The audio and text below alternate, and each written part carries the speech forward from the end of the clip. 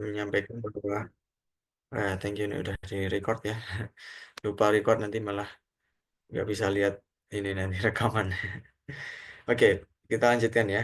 Profil dari Kak Bila ini, beliau selain menjadi awardee di LPDP tahun 2023, beliau itu juga menjadi awardee dua beasiswa lain, teman-teman. Jadi, selain ada beasiswa LPDP, beliau juga pernah menjadi awardee di beasiswa lain. Nah, salah satunya itu, salah duanya ya, kan yang lain ya. Itu Bank Indonesia Scholarship atau beasiswa Bank Indonesia, lalu juga ada Smart Scholarship YBM BRI. Nah, luar biasa sekali ya, ada 3 beasiswa yang pernah beliau raih. Itu merupakan profil dari segi pencapaian beasiswa ya. Dari pencapaian yang lain sangat luar biasa, beliau juga menjadi salah satu mahasiswa berprestasi juga di Universitas Negeri Jakarta, lalu aktif di berbagai bidang penelitian dan lain sebagainya. Tentu ini menjadi eh, modal yang nanti akan di-sharing-sharingkan kepada teman-teman semuanya, dan selama kurang lebih 60 menit ke depan nanti Kak Bila akan menyampaikan materi, dan nanti kita akan lanjut dengan sesi tanya jawab. Dan teman-teman semuanya yang saya rasa dan saya yakin betul bahwa pasti banyak teman-teman yang ingin langsung berdiskusi gitu ya, ingin nanya dan sebagainya. Silakan nanti disimpan, dan nanti kalau misalkan kita sudah sesi tanya jawab, kita bisa sharing yang berkaitan dengan LPDP kayak gitu. Tidak dipungkiri nanti beberapa pertanyaan mungkin agak di luar konteks apa namanya pembahasan malam ini, tapi masih di jalur LPDP juga bisa disampaikan kayak gitu. Baik, tanpa berlama-lama, kita akan langsung eh, berikan kesempatan kepada Kak Bila selaku narasumber pada malam hari ini. Ini Kak Bila udah hadir. Assalamualaikum Kak Bila. Selamat malam. Waalaikumsalam warahmatullahi wabarakatuh. Halo teman-teman semua. Oke, kabar baik nih Iya, Kak Bila. alhamdulillah kabar baik. Alhamdulillah. Kabar baik ya. Langsung, Oke, Kak mm, Bila, ini langsung saja boleh ya Kak disampaikan kepada teman-teman semuanya materi berkaitan dengan pemberkasan, apa aja yang perlu dipersiapkan sama teman-teman semuanya untuk siap untuk dalam pemberkasannya kayak gitu. Silakan Kak. oke, aku izin share screen ya. Sebelumnya aku mau itu disclaimer ke teman-teman. Kemarin kan Mas Rita kemarin kan udah presentasi juga itu kan mengenai esai. Nah kalau sekarang aku mau fokus yang ke profiling diri gitu. Tapi nanti kalau teman-teman mau nanya esai juga boleh. Nah, profiling diri itu apa sih? Jadi kan nanti saat kita mendaftar beasiswa LPDP, itu kan yang dimasukkan data-datanya itu tidak hanya esai aja, tetapi ada profiling diri seperti kelemahan, kelebihan, dan biodata-biodata lainnya gitu. Nah, kita akan mengulik hal tersebut agar nanti saat dibaca oleh reviewer itu, reviewer bisa tertarik sama kita. Nah, sebelumnya aku mau ngasih general info dulu buat teman-teman yang mungkin belum tahu ya. Kalau mau cari tahu terkait buku panduan kan LPDP punya banyak sekali skema beasiswa, ada reguler, afirmasi, prasejahtera, kewirausahaan dan lain sebagainya. Kalian bisa download buku panduannya di lpdp.kemenku.go.id. Tapi kalau teman-teman mau daftar, nanti beda lagi alamannya di beasiswa lpdp.kemenku.go.id. Nah, saat ini udah dibuka pendaftarannya. Teman-teman udah pada buat akun belum? Udah pada buat akun beasiswanya belum? Ayo. Sudah, Udah, Udah, Kak. oke. sudah. Udah, Ya, Kak. ya Sudah, Kak, sudah. Alhamdulillah. Ya, oke. Nah, tapi teman-teman jangan lupa ya, di sini ada catatan bahwa periode perkuliahan paling cepat itu untuk batch 1 ini itu paling cepat besok Juli 2025. Jadi teman-teman harus memastikan kampus yang teman-teman tuju itu em, kalian mau masuknya di bulan apa. Jangan sampai sebelum Juli 2025 ini ya. Dan ini adalah timelinenya. Jangan lupa paling lambat itu 17 Februari. Dan kita masih punya banyak waktu buat revisi dan lain sebagainya. Semoga bisa mencukupi waktu tersebut. Kemudian aku mau bahas sedikit aja terkait tahapan seleksi. Aku yakin teman-teman udah pada tahu, tapi mungkin ada satu dua yang belum tahu juga. Jadi pendaftaran beasiswa ini ada 3 tahap ya, seleksi administrasi, bakat skolastik, sama substansi. Substansi itu wawancara. Kalau bakat skolastik itu terkait tes-tes kayak tes TPA, tes CPNS kayak gitu yang berisi soal logika, matematika, dan analisis soal. Nah, teman-teman ini kan udah daftar bikin akun nih di beasiswa lpdp.kemenku.go.id. Nah, itu kan nanti teman-teman akan masuk ke seleksi administrasi yang mana akan aku jelaskan setelah ini. Kemudian nanti kalau teman-teman itu sudah punya LOE, LOE-nya yang unconditional ya. Unconditional itu maksudnya, jadi teman-teman sudah diterima di suatu kampus tanpa persyaratan tertentu. Misalnya kalau yang kebalikannya itu LOE conditional dengan persyaratan. Misalnya kalian itu diterima, tetapi kalian masih kurang memenuhi berkas tertentu, misalnya kurang TOEFL-nya, atau mungkin kurang esai, atau mungkin kurang ijazah, dan lain sebagainya. Itu masuknya ke LOE conditional. Jadi kalian diterima, tapi kalian harus harus melengkapi persyaratan tertentu lagi yang kalian tuh sebelumnya belum dipenuhi. Nah, itu bukan LOE yang diinginkan oleh LPDP. LOE yang diinginkan oleh LPDP itu LOE yang memang kalian tuh sudah memenuhi semua persyaratan masuk, jadi Unconditional. tinggal masuk aja besok kayak gitu. Nah, kalau kalian sudah punya LOE yang conditional tadi, kalian bisa skip tes bakat skolastik. Tapi kalau kalian belum punya, kalian harus tes bakat skolastik ini. Kemudian nanti dari bakat skolastik, kalian langsung ke wawancara, terus nanti ada penetapan penerima beasiswa, terus nanti di sini ada proses-proses kayak surat pernyataan dan lain sebagainya, dan kalian baru bisa ditetapkan sebagai lulus seleksi beasiswa LPDP. Oke, aku mau ngasih tahu kebijakan terbaru. Jadi kalau tahun kemarin, tahun-tahun sebelumnya itu LPDP menginginkan kita, para awardee-nya, setelah lulus kuliah itu untuk wajib mengabdi di Indonesia 2N+1. N itu apa? N itu adalah jumlah masa kita belajar yang dibiayai oleh LPDP. Misalnya, saya belajar selama 2 tahun di S2. Berarti saya harus wajib mengabdi minimal N-nya berarti 2 kan. Berarti 2 kali 2 ditambah 1. Berapa? 5. Kalau misalnya nanti teman-teman bisa lebih cepat, kuliahnya mungkin cuma 1,5 tahun, berarti 2 kali 1,5 ditambah 1, berarti jadi 3 tahun. Nah, tapi sekarang kebijakannya sudah berubah menjadi 2N saja, jadi tidak +1 gitu. Jadi kalau misalnya cuma belajar 2 tahun, berarti kita hanya wajib mengabdi 4 tahun. Kemudian daerah afirmasi ini semakin banyak teman-teman. Jadi kemarin itu hanya ada 14 daerah, 15 kabupaten, dan sekarang jadi 25 daerah. Nah, ini lumayan banget loh. Nanti teman-teman bisa cek ya di buku panduannya, kira-kira apakah ada daerah teman-teman di situ. Karena kalau misalnya ada daerah teman-teman di situ, aku saranin kalian buat daftarnya pakai jalur yang beasiswa afirmasi. Karena kalau reguler itu passing grade-nya lebih tinggi, dan kalau daerah afirmasi itu lebih banyak privilege-nya. Jadi kalau daerah kalian termasuk di daerah afirmasi tersebut, lebih baik sekalian aja memanfaatkan kesempatan tersebut untuk mendaftarkan LPDP. Kemudian surat rekomendasi itu harus menggunakan formulir online. Kalau biasanya kemarin itu kita bisa ngeprint surat aja terus kita kasih ke dosen atau ke tokoh tertentu untuk diisikan formulir rekomendasi untuk kita. Nah, sekarang nggak boleh kayak gitu. Jadi kita di websitenya LPDP itu hanya mengisikan kontak tokoh yang ingin kita minta rekomendasi seperti namanya, jabatannya, nomor HP-nya, emailnya. Nah, nanti setelah kita sudah submit pendaftarannya, baru LPDP akan menghubungi para perekomendasi ini untuk memberikan rekomendasinya kepada kita. Jadi nanti LPDP langsung yang menghubungi para tokoh tersebut untuk ngasih tahu, oh kita tuh orangnya kayak gimana sih, kayak gitu. Jadi kalau bisa nanti teman-teman juga mengingatkan ke para rekomendasi tersebut untuk meluangkan waktu dalam memberikan rekomendasi kepada kita, jangan sampai kelupaan kayak gitu.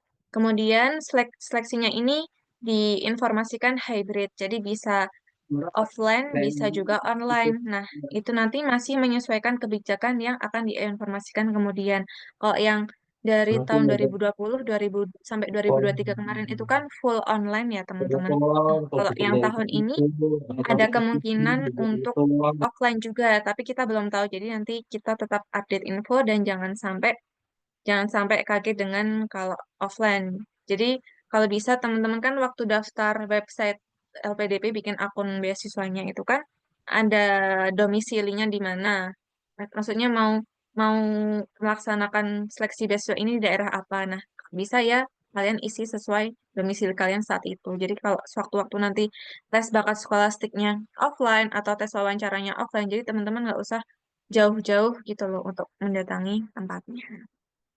Oke, kemudian isian profiling diri. Nah, di sini nanti adalah hal-hal yang akan kita isi di dalam website. Jadi selain ijazah, selain transkrip nilai, selain sertifikat dan esai, kita harus isi informasi data diri, data keluarga, kelebihan, kelemahan, pengalaman membanggakan, dan seterusnya ini yang mana akan aku kasih tipsnya di slide berikutnya begitu. Oke. Nah, ini adalah untuk yang kelebihan atau strong point ya teman-teman. Nah, untuk kelebihan atau strong point ini, teman-teman itu nggak usah panjang-panjang mengisinya, karena ini akan menjadi poin-poin nih, seperti yang udah aku screenshot di bawah ini. Screenshot di bawah ini itu adalah contoh pengisian aku kemarin, teman-teman. Nah, panjang-panjang cukup singkat-singkat aja, dan kalian bisa memanfaatkan skill atau keahlian kalian sebagai eh, skill atau keahlian kalian sebagai kelebihan atau strong point ini. Tapi ingat jangan menyombongkan diri sendiri ya. Jadi cukup kasih tahu aja kelebihan kamu, nggak usah sambil menyombongkan diri. Oh, contohnya ini sangat teliti dalam mengerjakan sesuatu, menyukai tantangan kecil maupun besar, punya sifat gigih, pantang menyerah. Kemudian aku juga menargetkan sesuatu itu aku berpikir secara strategis dan juga memikirkan jangka panjangnya.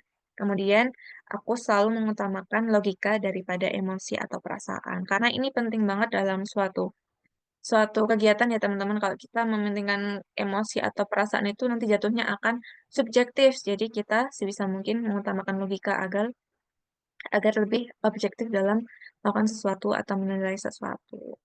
Untuk kelebihan, kemudian untuk kelemahan atau weak point-nya, di sini itu juga mirip sama yang tadi ya teman-teman, itu dijadikan poin-poin. Nah, poin-poin seperti ini, jadi teman-teman nggak usah bikin paragraf panjang-panjang karena akan jadi poin-poin. Nah, di sini teman-teman nggak usah menutup-nutupi kelemahan diri.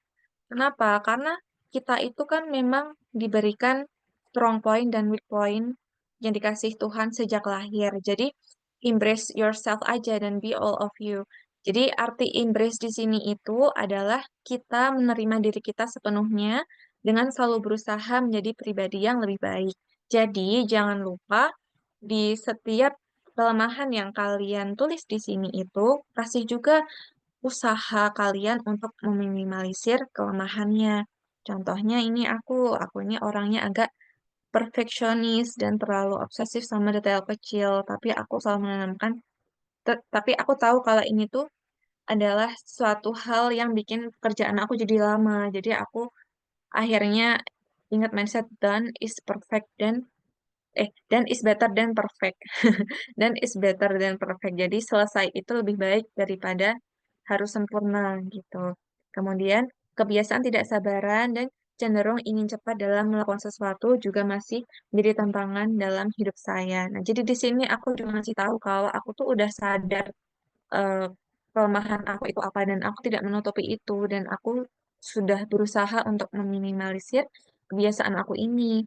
Kemudian pelupa. Jadi terlebih saat aku ini banyak sekali kegiatan. Nah, jadi aku pakai notes untuk mencatat hal-hal yang harus aku lakukan biar nggak ada sesuatu yang terlewat. Itu untuk kelemahan. Kemudian ada juga pengalaman membanggakan. Nah, jadi ini tuh biasanya diisi, bisa kalian isi dengan pencapaian atau prestasi, tapi tidak harus melulu tentang itu. Kalau kalian punya pengalaman lain yang membanggakan juga bisa, tapi biasanya orang-orang ngambil topik pencapaian atau prestasi.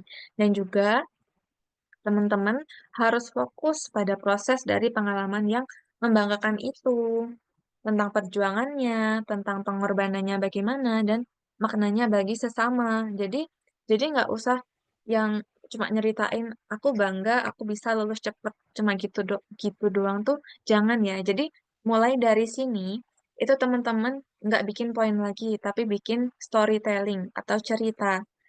Nah, di sini nggak aku kasih screenshot contohnya karena agak panjang satu paragraf gitu, jadi nggak mau di sini. Jadi aku ceritain langsung aja. Jadi kalau waktu itu aku ngisinya itu, aku ikut kampus mengajar dulu. Itu pengalaman membanggakan aku. Kenapa? Karena di kampus mengajar itu aku bisa terjun langsung ke masyarakat dan mengetahui, oh ternyata di masyarakat itu, khususnya di sekolah dasar, itu ada permasalahan tersendiri, di mana di situ pendidikannya masih eh, kurang memadai dan juga ternyata siswanya pun juga sedikit sekali di sekolah tersebut. Padahal sekolah tersebut itu terbilangnya bangunannya juga masih bagus, SDM-nya juga lengkap begitu. Tapi di situ banyak sekali eh, masyarakat-masyarakat yang menyaksikan sekolah ini sehingga tugas kami sebagai tim kampus mengajar itu berusaha untuk mengembalikan kepercayaan para masyarakat. Nah, dan di situ aku dan teman-teman tim kampus mengajar itu berhasil mengembalikan kepercayaan tersebut dan itu menjadi pengalaman membanggakan tersendiri bagi aku karena sekolah itu tadi terancam ditutup, tapi karena ada kami satu tim itu eh, dan juga kolaborasi dengan para guru dan juga masyarakat, akhirnya sekolah tersebut sekarang jadi ramai lagi. Kemudian teman-teman juga bisa ngasih tahu kalau misalnya teman-teman lulus kuliah cepat. Kenapa kok bisa apa membanggakan? Karena di situ teman-teman berusaha menyetabilkan target kalian dan itu tidak sulit. Apalagi aku yakin teman-teman dan aku yakin itu hal yang cukup sulit juga karena kan teman-teman pasti ada aktif organisasi, aktif berprestasi dan lain sebagainya, tetapi teman-teman masih bisa mengupayakan kuliah lebih cepat agar bisa lebih cepat pula dalam membagikan ilmu teman-teman kepada masyarakat khususnya Indonesia. Itu bisa juga jadi pengalaman membanggakan. Dan aku yakin teman-teman pasti punya pengalaman membanggakan lainnya daripada ini.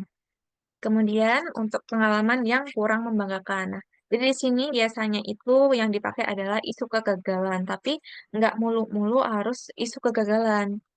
Jadi kalian bisa cerita kalian tuh ada suatu masalah apa dan inti dari profiling ini para reviewer itu pengen tahu gimana tuh kalian itu caranya untuk mengatasi pengalaman yang kurang membanggakan tersebut.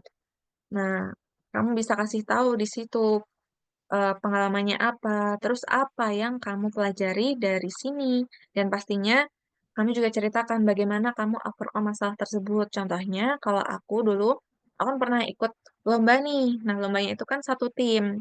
Nah, di situ aku bertugas yang jadi PIC presentasinya. Nah, karena sifat perfeksionis aku tadi, aku tuh kayak apa ya terlalu lama gitu loh bikin presentasi yang menurut aku bagus. Aku terlalu banyak mencari referensi ke sana ke sini dan akhirnya persiapan yang aku berikan pun juga kurang maksimal kayak gitu dan pokoknya dari situ tuh akhirnya tim kami tuh gagal bawa piala padahal padahal ide dari tim kami itu tuh sangat berpotensi gitu loh untuk kebermanfaatannya bagi masyarakat.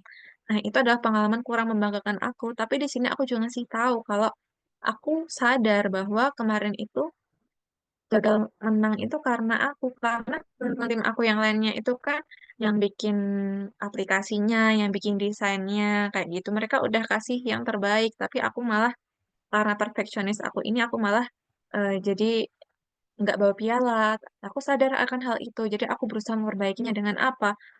Awalnya waktu itu aku down karena aku merasa bersalah gitu kan. Tapi akhirnya aku mencoba bangkit dengan aku nyari-nyari info lomba yang lain. Nah, aku berani nih ngajakin teman aku lagi, kita ikut lomba ini yuk, pakai ide yang kemarin.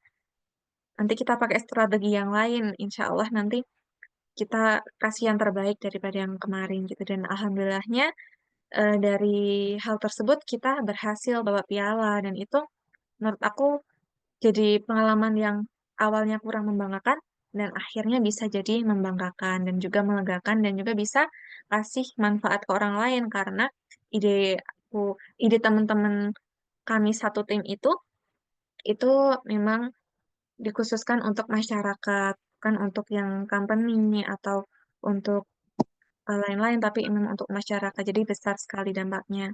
Kemudian selain pengalaman yang kurang membanggakan, teman-teman juga diminta untuk memberikan hal terakhir yang diajarkan pada diri sendiri. Nah, kalau ini itu teman-teman bisa ngasih tahu suatu nilai yang kamu dapatkan atau mungkin perspektif baru terhadap sesuatu atau mungkin keahlian baru kayak gitu. Nah, jadi ini harus dikemas juga dalam suatu cerita ya.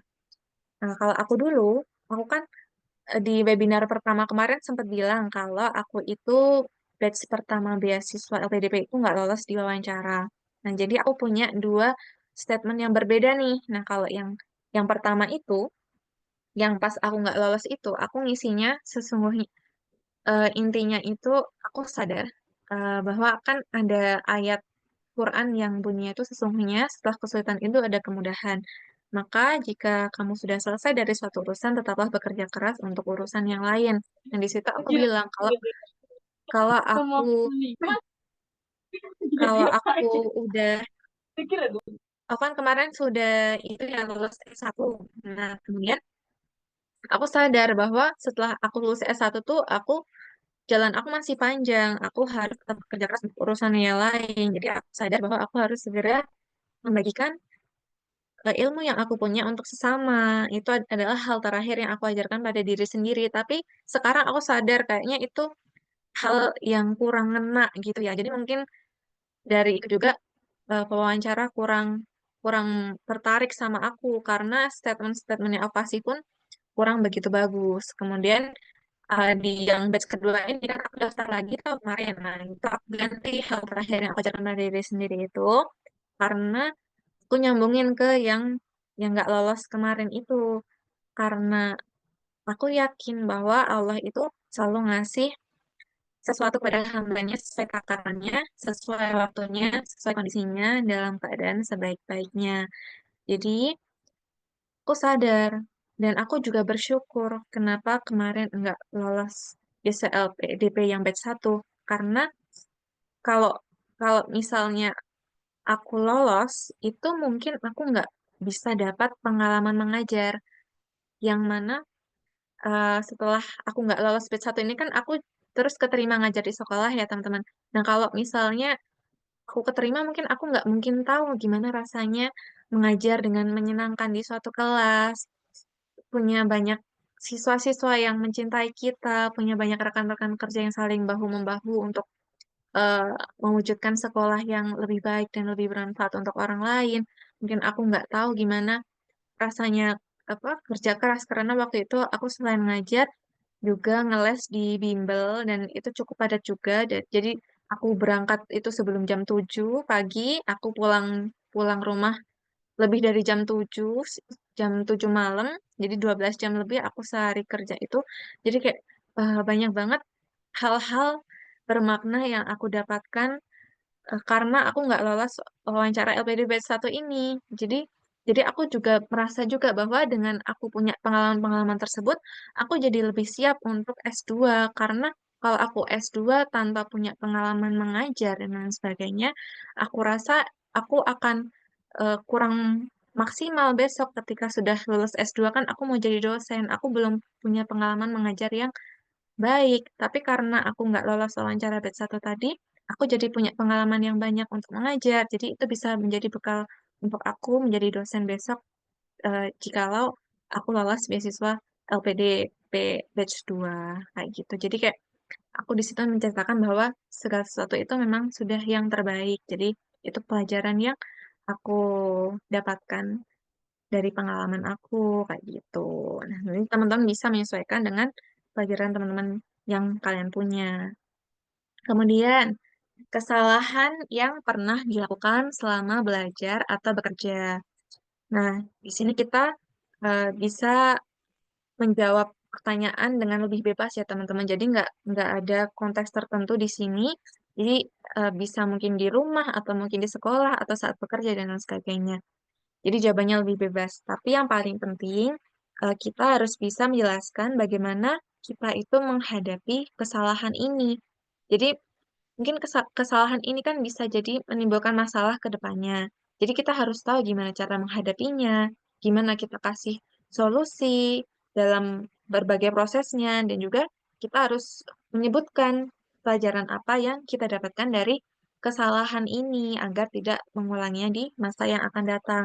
Nah, kalau aku itu menyambung lagi sama weak point aku tadi, di mana aku yang tidak sabaran dan kurang bisa mendelegasikan. Nah, jadi waktu aku S1 itu kan aku ikut organisasi.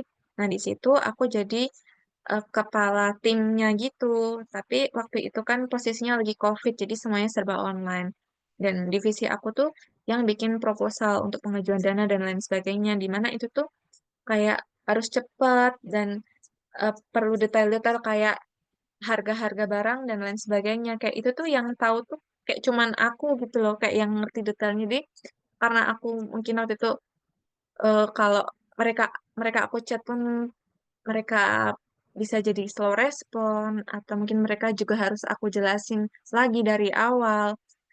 Itu aku yang nggak sabaran jadi aku memutuskan buat mengerjakan semuanya itu sendirian. Ya udahlah biar aku aja yang ngerjain nanti kalau kalau ke mereka kayaknya itu deh kurang cepat dan lain sebagainya dan itu malah bikin aku capek sendiri karena aku nggak bisa mendelegasikan padahal kalau mereka bantuin tim ini pasti itu akan menjadi lebih cepat dan juga lebih optimal karena mereka bisa kasih masukan-masukan lainnya. Tapi waktu itu aku enggak dan aku di pertengahan di pertengahan kepengurusan itu aku sadar bahwa kayaknya aku ini salah deh. Aku jadi capek sendiri. Terus bonding dalam tim itu jadi kurang. Jadi di situ aku ngasih tahu ke LPDP bahwa saat itu aku terus belajar untuk mempercayai orang lain, belajar untuk bisa mendelegasikan, untuk meningkatkan leadership aku, dan aku juga bisa lebih santai orangnya biar nggak yang kayak kemarin kan nggak sabaran pengennya cepet set set set set set gitu, tapi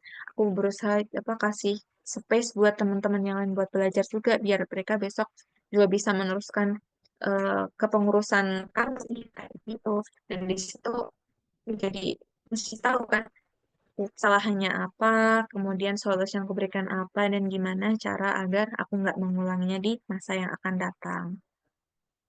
Kemudian, tugas di luar lingkup yang seharusnya. Nah, jadi untuk yang ini itu kita boleh pakai pengalaman apa saja, tapi pengalaman itu sebenarnya bukan tanggung jawab kita gitu loh. Jadi di luar job desk kita, tapi kita ngelakuin tersebut. Nah, di sini kita harus pakai metode 5W1H. Jadi 5W1H itu kan tahu ya what which dan lain sebagainya itu. Jadi kalau di bahasa Indonesia kan itu apa situasinya, kapan terjadi, di mana terjadinya, siapa yang terlibat, kenapa kamu bisa end up di situasi tersebut, dan yang paling penting gimana kamu menghadapi situasi tersebut. Nah, kalau aku dulu itu kan saat aku semester 5 itu aku magang di beberapa tempat. Jadi aku tuh magang di Bank BRI. Terus aku juga content writer di startup gitu, tapi content writernya itu online. Terus aku juga ada organisasi lain. Tapi kalau magang yang di bank itu aku offline. Padahal waktu itu aku juga ada kuliah, tapi karena waktu itu COVID, jadi kuliahnya online. Nah, waktu itu aku di sini nyeritain bahwa aku sebenarnya cukup keteteran, tapi aku juga kagum karena bisa menyelesaikan semua hal tersebut. Bahkan di tempat magang aku yang di Bank BRI tadi itu kan aku tugasnya untuk menginput data-data kayak gitu ya, benerin data-data kayak gitu dan setiap hari itu aku udah dijatah nyalain segini, nyelesain segini, segini, segini, segini dan aku itu sering kali menyelesaikannya kurang dari waktu yang sudah diberikan. Jadi misalnya harusnya dikasih waktu sampai jam 3 tapi aku habis duhur udah selesai. Nah, jadi dari jam 1 sampai pulang itu aku nganggur. Nah, di situ aku akhirnya dibantu-bantu di customer service dan back office lainnya. Jadi kayak aku di situ bisa melaksanakan sesuatu yang di luar lingkup aku. Karena apa? Karena aku jadi belajar mengefisienkan waktu kayak gitu.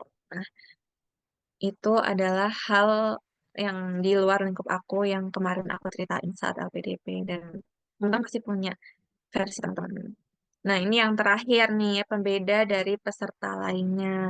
Nah, jadi kalau yang ini pada intinya jangan merendahkan orang lain dan jawab dengan objektif dan tonjolkan hal yang membuat kamu bisa survive selama ini.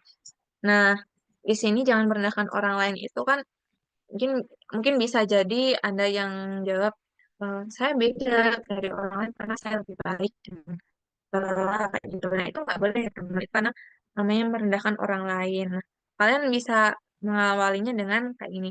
Saya percaya bahwa setiap peserta memiliki kemampuan dan keunikannya masing-masing. Atau kalau beberapa teman aku itu juga ada yang bilangnya kayak gini.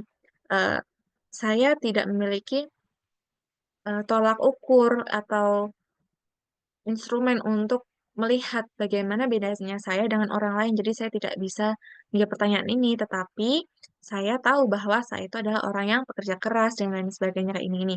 Nih. Tapi saya juga yakin bahwa saya adalah orang pekerja keras dan selalu ingin belajar hal baru, memiliki multitalenta, dan sebutkan eh, kelebihan teman lainnya yang itu tuh unik dan bisa menunjang kemajuan bangsa Indonesia ini. Dan nanti dilanjutin hal ini dibuktikan dengan misalnya kalau aku pekerja keras karena ya aku bisa menyeimbangkan antara prestasi, pendidikan, akademis, dan juga organisasi lainnya di mana hal itu tidak mudah untuk dilakukan tapi aku bisa melakukan hal tersebut bahkan bahkan bisa sampai lulus 3,5 tahun. Nah, misalnya kayak gitu.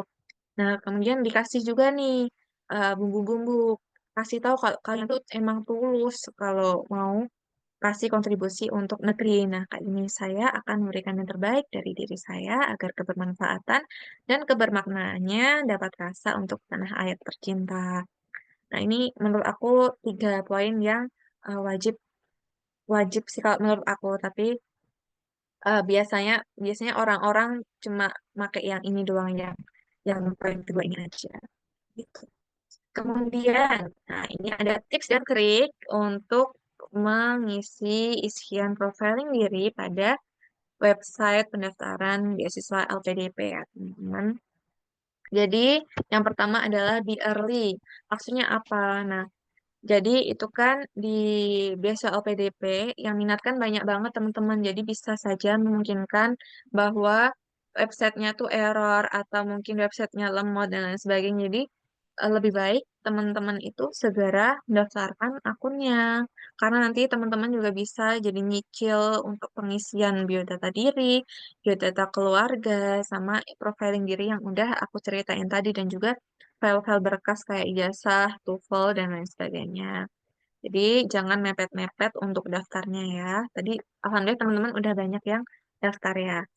Oke. Kemudian untuk isiannya itu tidak ada word limit, tidak ada batasan kata, jumlah kata minimal itu enggak ada. Jadi aku sarankan ya sesuai aku tadi. Jadi untuk kelemahan dan kelebihan itu dibuat poin-poin satu kalimat aja. Tapi yang di lain itu ceritakan secara storytelling dalam suatu kemasan kisah kayak gitu.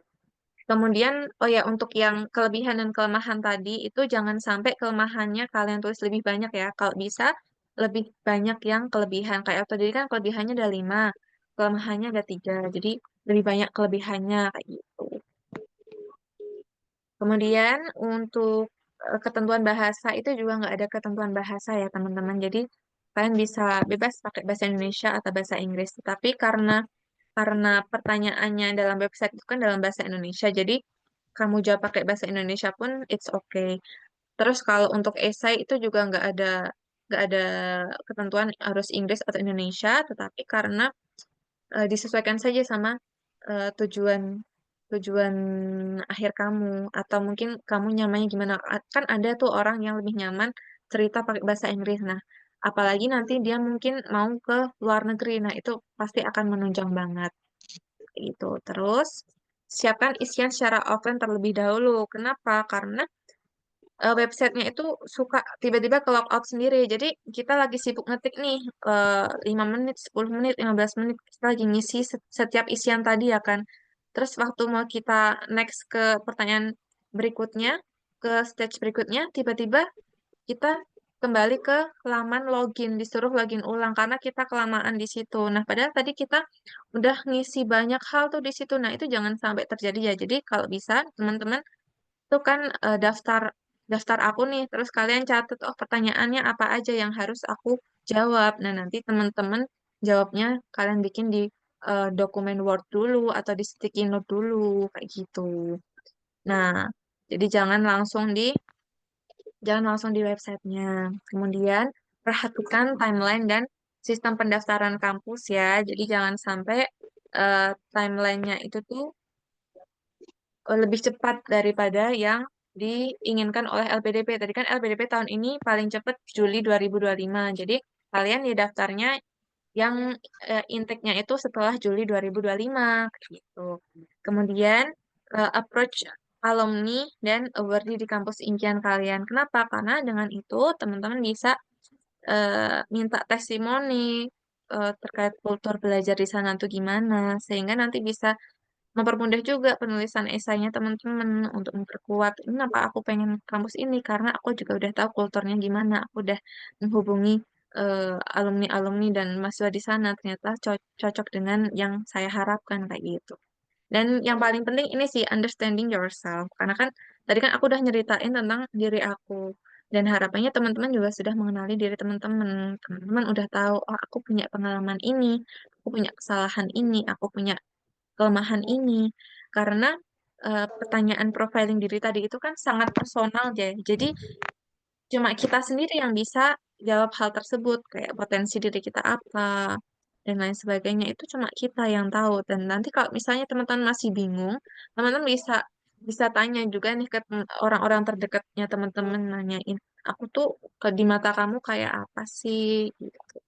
Apakah aku orangnya kerja keras atau aku orangnya gimana-gimana kayak gitu. Nanti teman-teman bisa tanya ke teman kalian biar tahu pandangan dari orang lain. Oh, aku ternyata orangnya kayak gini. Nah, itu bisa teman-teman jadikan perbaikan dan juga konten buat pengisian profiling diri tadi.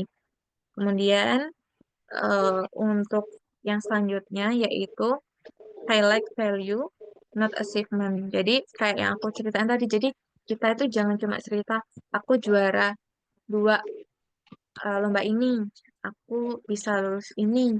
Tapi yang kita ceritain, kita tekankan itu value-nya, maknanya, kita berprosesnya bagaimana di situ, dan manfaatnya apa buat orang lain. Terus kita harapannya dengan pencapaian tersebut itu, kita pengennya manfaatnya untuk Indonesia itu apa kontribusinya untuk Indonesia. Jangan sampai kita itu punya achievement, punya pencapaian, tapi cuma untuk diri kita sendiri. Sebisa mungkin kalian sambung-sambungin aja, nanti pasti bisa disambung-sambungin kok pencapaian teman-teman itu disambung-sambungin biar itu tuh ada manfaatnya buat orang lain karena aku yakin setiap pencapaian itu pasti ada manfaatnya, nggak cuma buat diri kita tapi buat orang lain juga. Dan yang paling penting nih, be honest and be truly who you are. Jadi jujur aja, nggak usah nutup-nutupin diri kamu, embrace yourself kayak yang aku ceritain tadi. Jadi terima diri kamu dan cintai diri kamu dengan catatan kamu juga berusaha untuk memperbaiki hal-hal yang masih kurang dalam diri kamu. Kita harus jujur dan harus jadi diri sendiri karena nanti eh, dari LPDP-nya pun juga akan tahu apakah yang kita tuliskan itu sesuai atau enggak. Karena kan nanti mereka itu kan juga walaupun walaupun di isian-isian kayak prestasi dan lain sebagainya nanti itu kan nggak ada kayak buat bukti sertifikat lain-lain gitu ya. Nah, itu nanti pasti dari reviewer juga bakalan ngepoin sosmed kita atau mungkin nyari tahu, oh apakah lomba ini tuh beneran ada, oh apakah seminar ini tuh beneran ada. Jadi kita nggak boleh mengada-ngada ya. Kemudian yang paling penting adalah preparation is the key. Start now. Jadi teman-teman tadi sudah memulai membuat akun beasiswa, harapannya setelah ini teman-teman bisa mulai mengisikan hal-hal yang harus teman-teman lakukan isi di situ dengan persiapan yang matang karena masih banyak waktu juga kayak gitu ya. Dan yang mau aku kasih tahu ke teman-teman, kalian bukan hanya berjuang untuk beasiswa, tapi untuk harapan dan mimpi yang akan mengubah hidup kalian dan bangsa Indonesia. Itu, terima kasih. Saya kembalikan ke Mas Anas. Oke, kasih plus nih teman-teman buat Kak Bila. Luar biasa sekali untuk Hmm, materi yang singkat namun sangat iya, ya tentunya karena banyak informasi penting yang tadi disampaikan oleh Kak Bila mengenai persiapan-persiapan eh, berkas, kemudian bahkan tadi juga ada informasi terkini gitu bagaimana menyiapkan ini bentar ada yang oke itu saya buat ya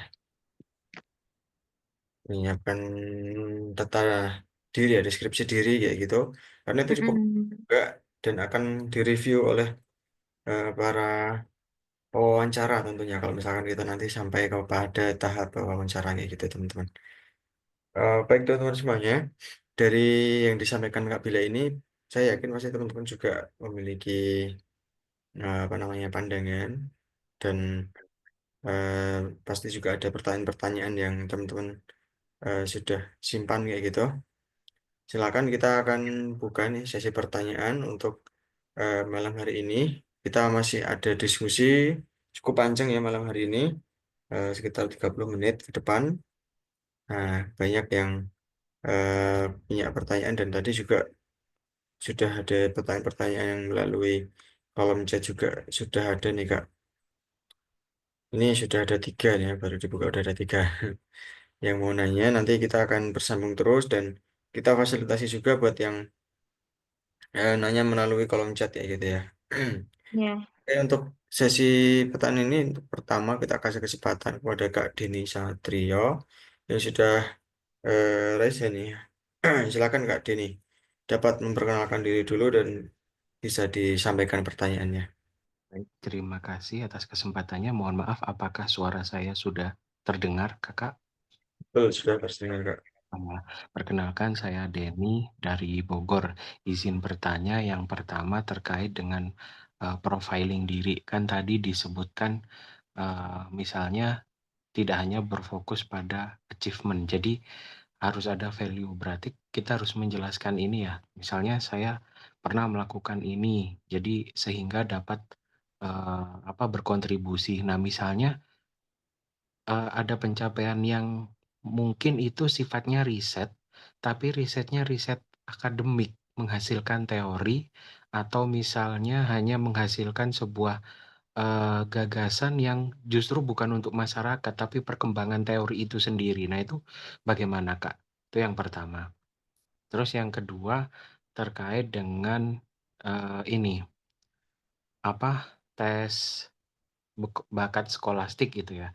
Nah, apakah tes bakat skolastik ini nantinya akan diadakan online? Misalnya online itu prosesinya seperti apa? Apakah harus kemudian menggunakan banyak device untuk mengawasi?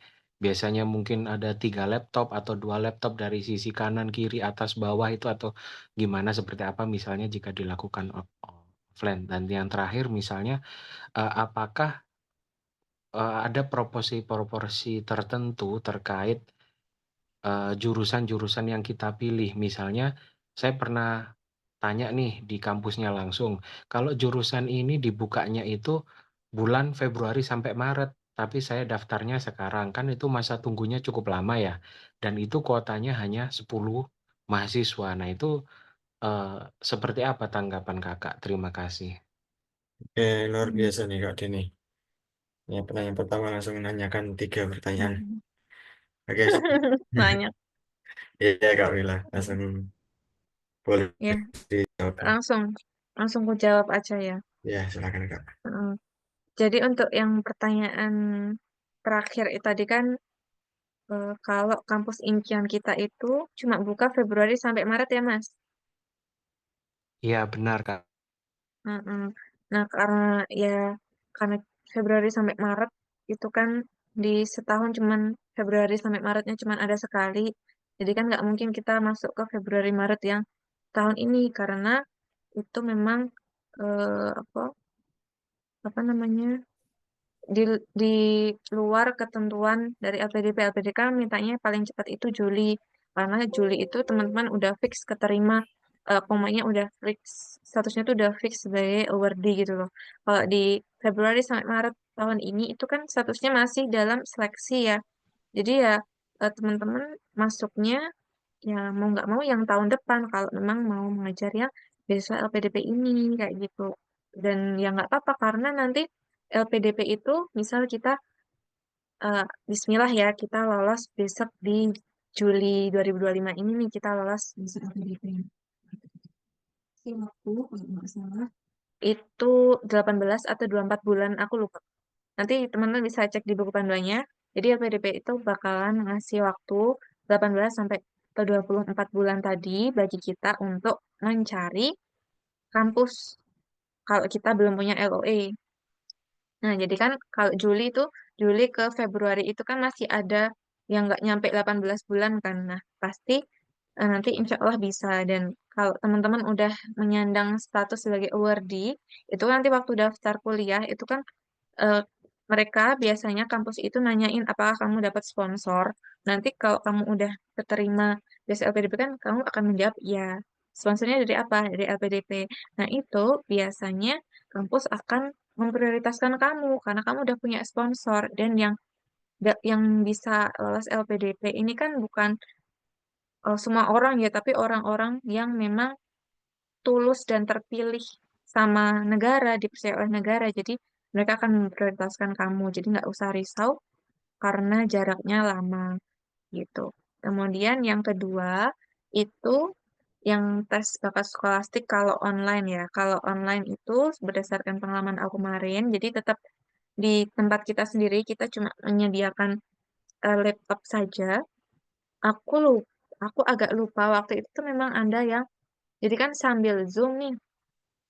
Jadi itu di di laptop itu kan untuk mengerjakan tes bakat skolastik. Nah, di sini juga ada kelihatan kamera. Jadi di sini itu kita ngerjain itu kameranya laptop kita tuh juga hidup. Jadi mereka tuh juga mantau kita kerjainnya kayak gitu. Kemudian aku aku tuh waktu itu juga ada tes kayak gitu yang pakai Zoom juga. Tapi kayaknya itu bukan yang LPDP deh. Tapi kalau misalnya itu LPDP, jadi selain laptop kita juga butuh satu device lagi HP untuk Zoom, jadi Zoom-nya itu menghadap ke kita. Tapi aku agak lupa itu tuh tes TOEFL aku yang online dulu atau tes TBS. Tapi kayaknya yang tes bakat skolastik itu nggak pakai Zoom HP deh. Jadi kayaknya cuma pakai laptop doang aja. Jadi nanti kameranya itu menghadap ke kita gitu. Kalau yang tes TOEFL online ada dua. Jadi dari kamera nyala masuk ke kita, terus ada zoomnya juga. Gitu. Terus untuk yang pertanyaan pertama tadi, gimana kalau pencapaian kita itu riset mengenai teori baru kayak gitu ya, Mas? Terus yang ditanyakan tadi apa, Mas? Nah, itu kan ibaratnya bukan berdampak langsung ke masyarakat kan ya, Hmm, tapi justru ke hmm, dalam ilmu pengetahuan itu sendiri. hmm, hmm. Oh ya, itu malah bermanfaat loh. Jadi dampaknya itu nggak harus ke masyarakat.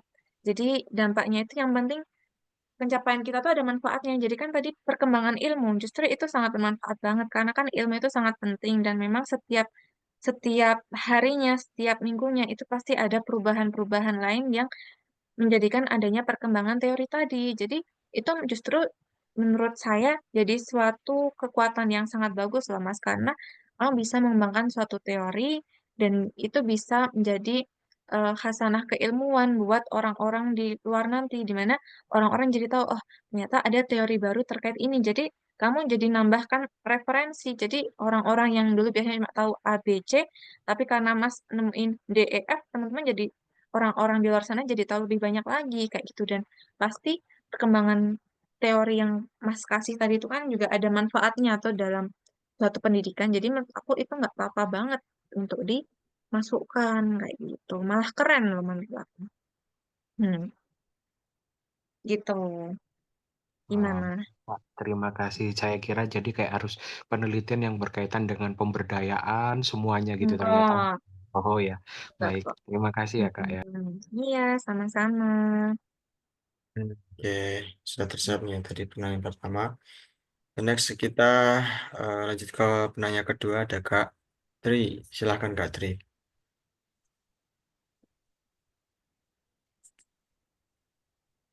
Halo Kak Tri, apakah bisa mengakses? Oke, sepertinya masih terkendala sinyal Oh, ini barang. katanya belum diizinkan Minle Oh, belum diizinkan. konten. Mohon maaf, Kak, Oh ya, tadi silakan. Oh, udah. terlambat untuk masuk. Nah, itu saya izin bertanya kan semisal ya, saya itu kan fresh grade, tapi data saya itu semisal masuk di Dapodik begitu, Kak.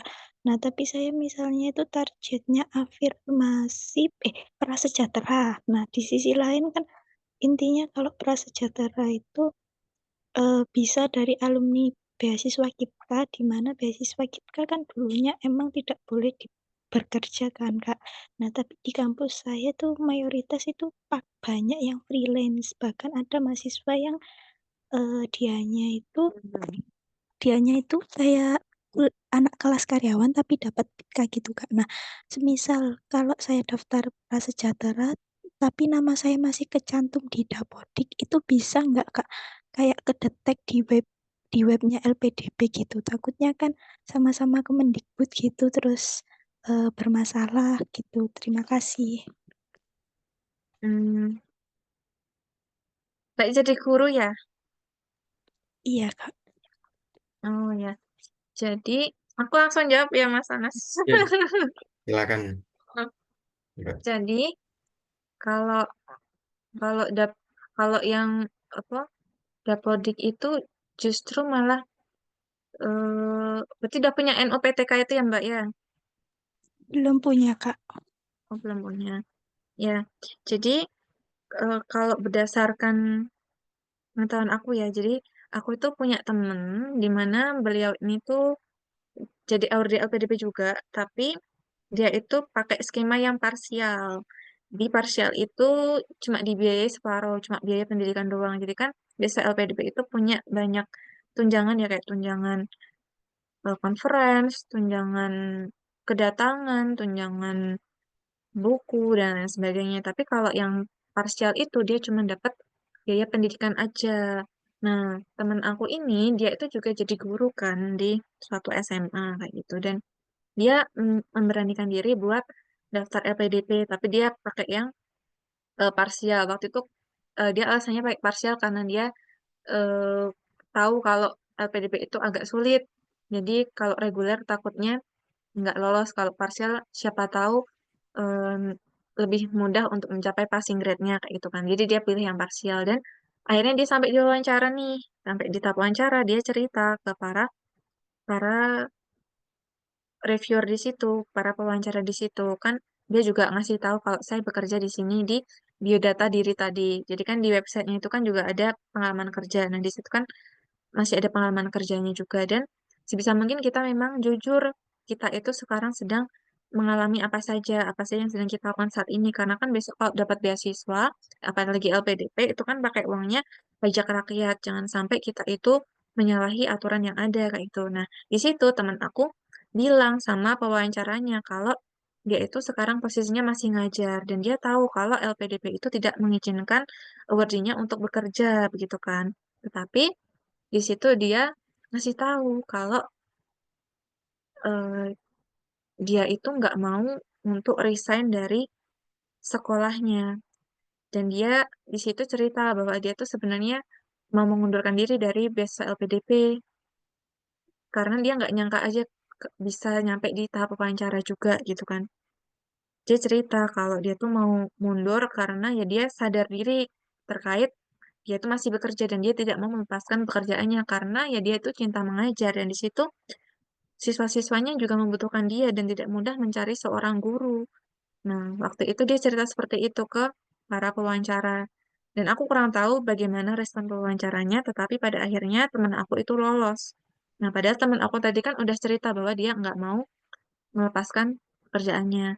Nah, jadi mungkin karena dilolosin dan ya berarti pewawancaranya yang tadi udah tahu kok dia nggak mau melepas pekerjaannya ya berarti LPDP memang mengizinkan dia untuk sambil bekerja, tetapi di situ catatannya dia pakai beasiswa parsial. Nah, jadi kalau solusinya buat Mbak tadi, kalau Mbak memang masih bekerja, nanti cerita aja ke pewawancaranya di situ.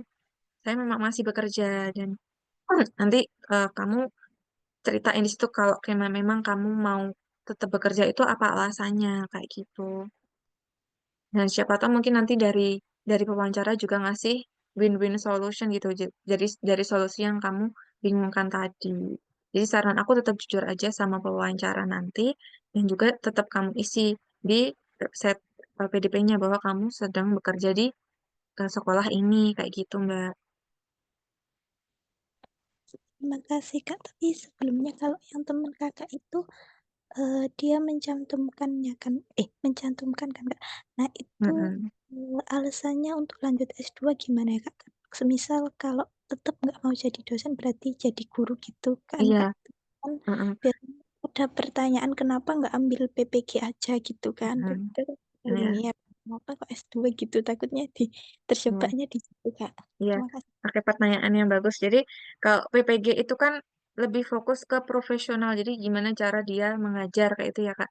Tapi dia di sini pengen yang S2. Kenapa? Karena dengan S2 itu konten atau ilmu yang dia punya itu jadi lebih dalam lagi. Padahal kan anak-anak zaman sekarang itu kan eh, lebih pinter ya sekarang itu mereka bisa akses semua informasi dengan cepat apalagi ada AI tersedia berbagai platform belajar dan lain sebagainya jadi teman aku ini merasa bahwa dia itu membutuhkan ilmu yang lebih dalam lagi dalam mengajar biar dia bisa memberikan yang terbaik dalam pengajarannya nanti jadi dia butuh S2 untuk itu jadi dia memang nggak mau jadi dosen, dia memang fokus mau jadi guru. Makanya itu dia nggak mau resign kan, karena ya memang tujuan akhirnya dia itu untuk menjadi guru. Dia butuh S2 untuk jadi guru biar bisa memberikan yang lebih lagi buat siswa-siswa dia. Jadi kalau misalnya nanti PDP malah nyuruh dia untuk resign, justru dia nggak mau karena memang tujuan akhirnya itu eh, bisa S2 itu ya buat anak-anaknya itu,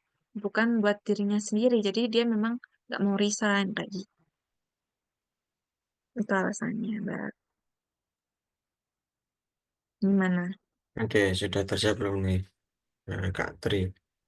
Baik Kak, terima kasih. Tapi semisal terakhir Kak ini agak bingung. Kalau semisal kan belum jadi masuk Dapodik gitu Kak, atau udah masuk Dapodik tapi diganti karena semisal kan tergantikan oleh guru-guru yang lolos P3K atau lainnya. Nah, sehingga kan nama saya dihapus dari Dapodik atau apa gitu. Nah, berarti tetap aja menceritakan pengalaman mengajar tapi jadi ambil yang prasejahtera gitu ya Kak ya. Nggak jadi yang ambil parsial. Oh, oh, kan emang dari awal kamu pengen yang parsial, pengen yang prasejahtera kan? Iya, awalnya Kak. Heeh. Iya, nggak apa-apa, tetap daftar itu aja. Aku cuma, apa, tadi cuma nyeritain temen aku itu, tapi dia kasusnya yang parsial kayak gitu. Tapi kalau Mbak mau pakai yang prasejahtera juga nggak apa-apa. Justru itu lebih banyak juga privilege-nya daripada yang parsial ya kan. Jadi harapannya pewawancara nanti bisa mengerti keadaannya Mbak Tri itu gimana, kenapa Mbak Tri itu harus tetap bekerja kayak gitu. Nanti Mbak ceritakan aja, nanti minta solusi juga sama apa, minta pendapat mereka juga sama pewawancaranya bagaimana baiknya begitu. Kalau kalau memang Mbak punya tekad kuat nggak mau resign itu kenapa kayak gitu. Baik, Kak. Terima kasih. Mm-mm. Sama.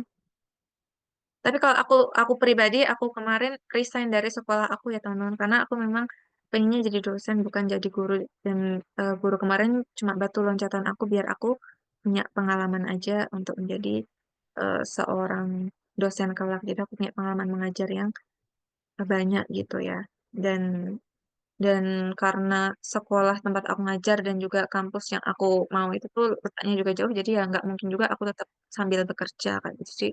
mau nggak mau aku juga resign dan aku menceritakan itu ke para pewawancara. Jadi nanti intinya kita jujur aja sama beliau karena kalau kita bohong tuh nanti mereka pasti tahu dan mereka bakal ngulik-ngulik kita gitu. Jadi jangan sampai berani kita buat bohong gitu ya.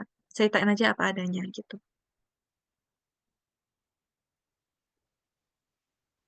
Oke, Mas Anas. Oke, thank you untuk Mm-mm. jawabannya dari Kak Bila ya. Ini masih ada Iya. penanya nih yang udah menanti jawaban dari Kak Bila. Kita lanjut nih pertanyaan ketiga. Nanti kita juga sambung yang ada di chat ini dari Kak Vanessa Ajeng. Silakan Kak. Baik, terima kasih Kak atas kesempatannya. Selamat malam Kak Hajidah. Di sini saya izin bertanya Kak. Ini kan saya belum lulus ya Kak, masih masa skripsi. Nah, jadi kan Iya. insya Allah bakal mau coba daftarnya nanti di batch kedua. Nah, tapi tuh Kak, kalau misalnya nih saya bikin akunnya dulu dan mengisi profiling diri itu bagaimana ya Kak? Apakah itu diperbolehkan atau nanti bikin akunnya itu di waktu batch kedua itu dibuka gitu Kak? Kemudian untuk yang pertanyaan kedua, eh, nantinya kan saya mau niatnya eh, mendaftarnya melalui jalur yang prasejahtera. Nah, namun ini Kak, waktu saya ngecek data diri di Kemensos itu kan terdata nih sebagai penerima PBI. Nah, namun waktu ini saya S1, ini tuh saya kan dapat beasiswa KIPKA juga Kak. Nah, tapi di data KIPKA itu tertulis bahwa NIK saya itu belum tercantum di DTKS, Kak. Nah, itu tuh apakah nantinya waktu mendaftar itu sesuai dengan yang pernah ngecek di Kemensos terdata sebagai PBI atau nanti bakal tertahu juga dengan yang NIK yang tidak terdata di DTKS dengan informasi yang di laman beasiswa KIPKA saya itu, Kak. Bagaimana, Kak? Oke, silakan Kak.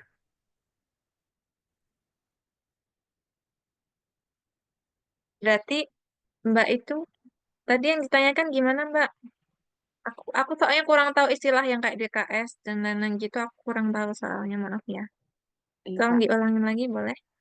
Nah, Mm-mm. jadi yang kedua gini, Kak. Kan saya itu kan mau daftarnya jalur prasejahtera. Nah, saya udah coba ngecek di laman Kemensos. Nah, itu kan terdata tuh sebagai penerima bantuan PBI. Kan kalau misalnya mau prasejahtera itu kan kita terdata kayak di PBI atau PKH gitu kan, Kak.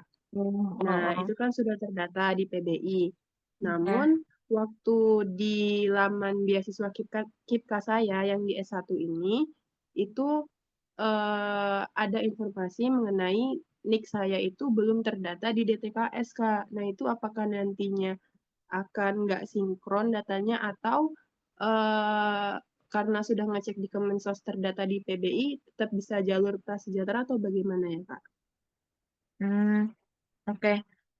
Sebenarnya aku kurang tahu ya apakah LPDP itu sinkron biasa sejahteranya cuma dari yang Kemensos tadi atau dua-duanya sama yang satu tadi apa namanya Mbak? Yang PD. KIPKA, Kak. Heeh, yang KIP kakak.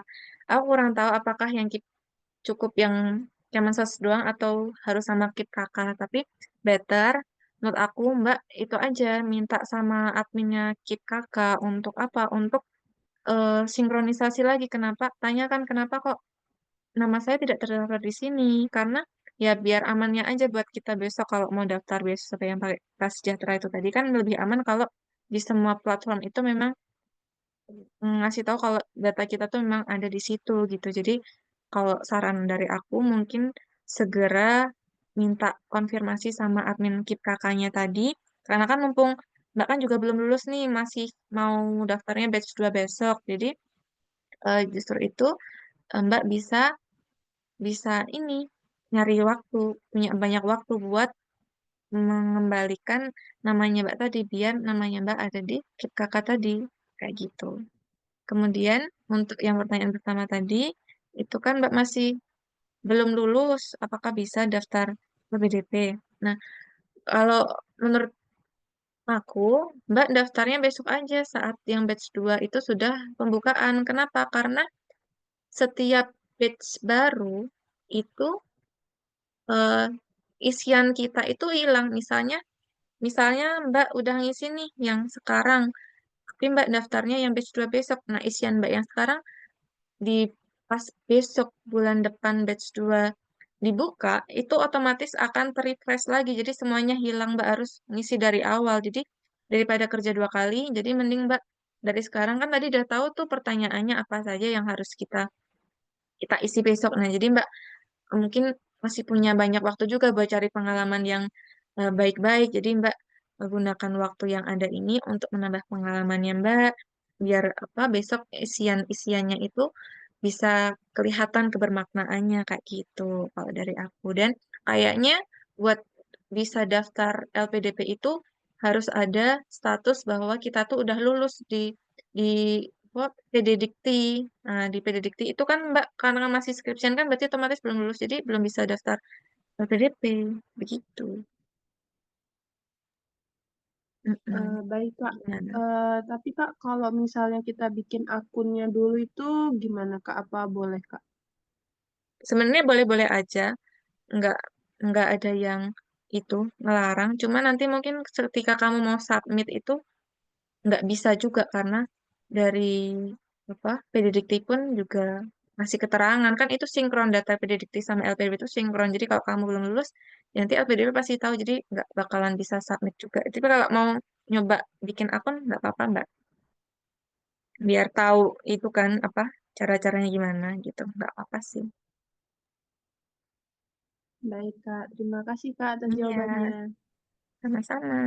Oke, jadi dari Kak Vanessa, nah ini lanjut dari pertanyaan yang ada di kolom komentar nih Kak. Saya bacakan ini pertanyaan dari siapa ini? Oke, dari atas ini deh.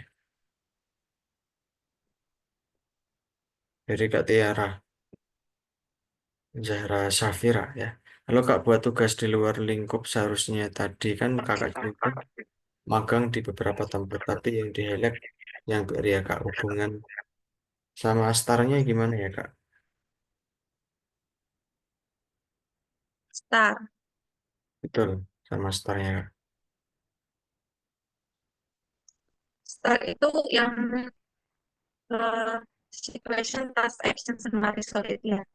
Jadi Hmm, situationnya ya itu tadi situasi aku saat itu magang di banyak tempat dan di salah satu tempat magang utama aku itu aku eh, job desk aku selalu lebih cepat selesainya dan ada orang-orang di sekitar aku yang membutuhkan bantuan gitu. Nah, jadi tasnya di sini ya tas aku bisa menyelesaikan pekerjaan aku dengan baik, dengan cepat dan karena aku nggak mau yang cuman diem doang menunggu jam pulang, ya aku berusaha action aku berusaha untuk membantu eh, orang-orang di sekitar aku yang butuh bantuan. Kenapa? Karena kan itu juga buat kebaikan bersama biar perusahaannya itu bisa mencapai target gitu ya. Dan resultnya apa? Resultnya ya aku jadi bisa mengefisienkan waktu dengan baik. Aku jadi tahu, oh ternyata tugas yang lain tuh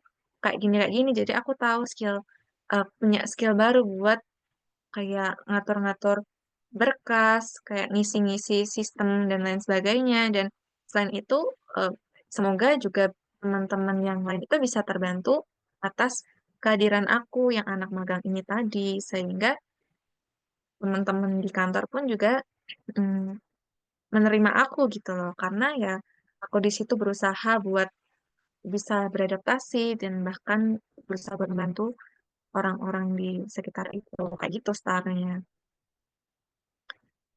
Jadi oke. disesuaikan aja sama pengalamannya teman-teman kayak gitu. Jadi disambung-sambungin, pasti tuh bisa wes disambung-sambungin tuh, ya kan? Tuh kok Betul, disambung-sambungin. sambung-sambungin. Oke. Oke.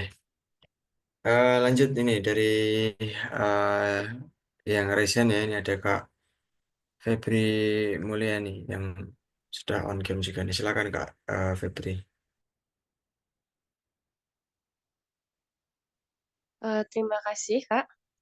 Sebelumnya, apakah suara saya sudah terdengar dengan jelas? Ya, Udah. sudah Kak. Silakan. Izin, Kak, saya mau bertanya terkait jalur prasejahtera.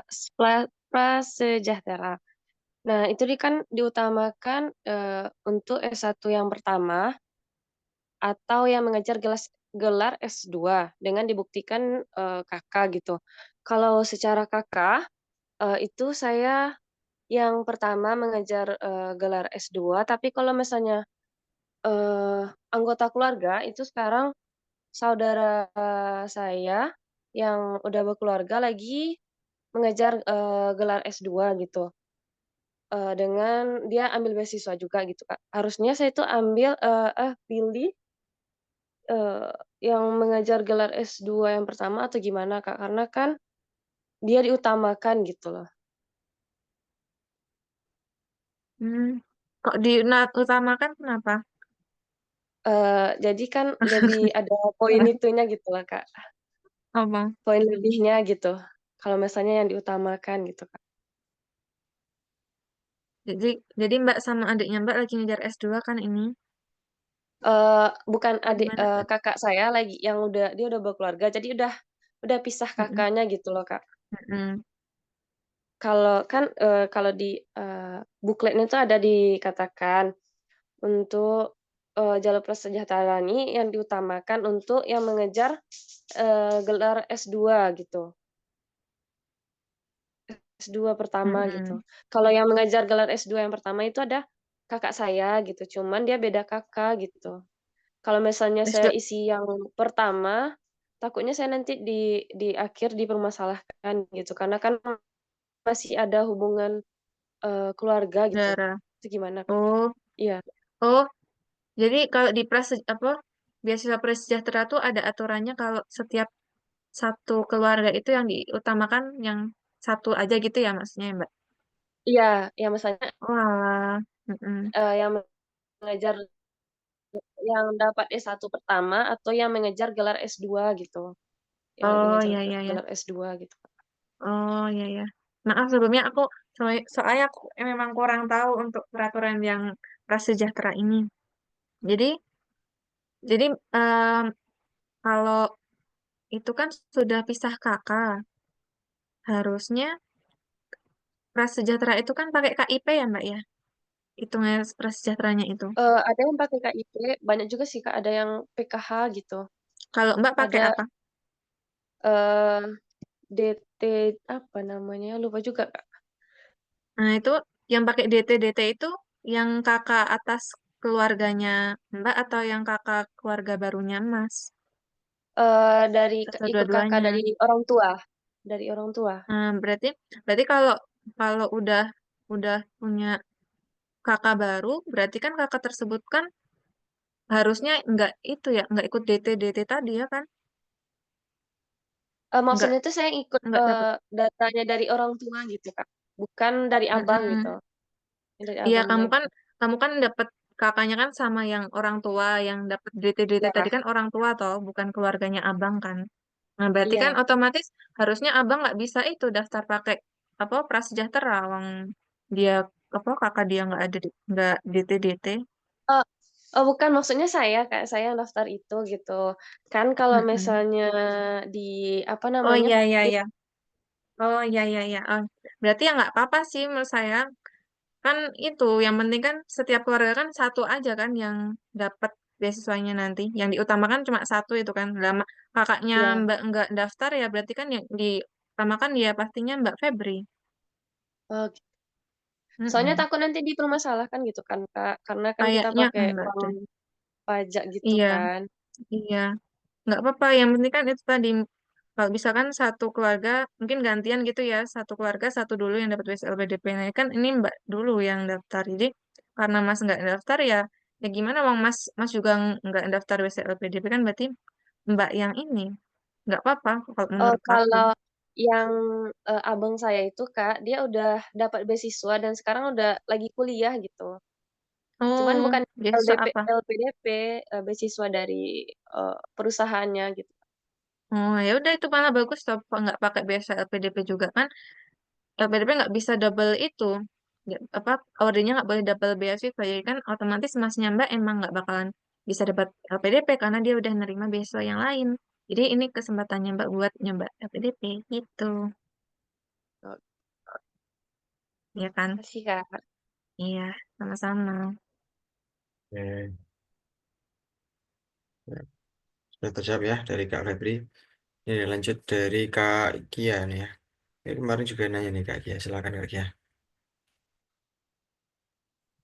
Baik, Assalamualaikum, selamat malam Kak. Suara saya kedengar nggak Kak? Ya, sudah. Beneran. Kak, kan di web PDP saya pernah coba isi, cuman saya nggak ada tergolong gitu kan. Jadi ada karya ilmiah atau buku atau jurnal yang pernah diupload. Jadi Kak, selama saya jadi mahasiswa, saya pernah bantu dosen saya. Jadi karya saya dimuat di buku dia itu kira-kira boleh dimasukkan Kak, buku yang dia itu. Boleh, boleh banget itu. Ada Oh, namanya Mbak juga kan? ada di dalamnya tapi Kak, bukan di luarnya, di dalam bukunya. Masuk penulis nggak? Nggak masuk penulis, beliau nulis sendiri, tapi karya saya di dalam buku itu. Oh, kalau menurut aku nggak apa-apa sih Mbak. Hmm, Ditulis aja kan nanti kalau LPDP ngecek pun pasti itu dilihat dilihat bukunya kayak apa dan jadi Mbak nulisnya kan itu ada itu penulis.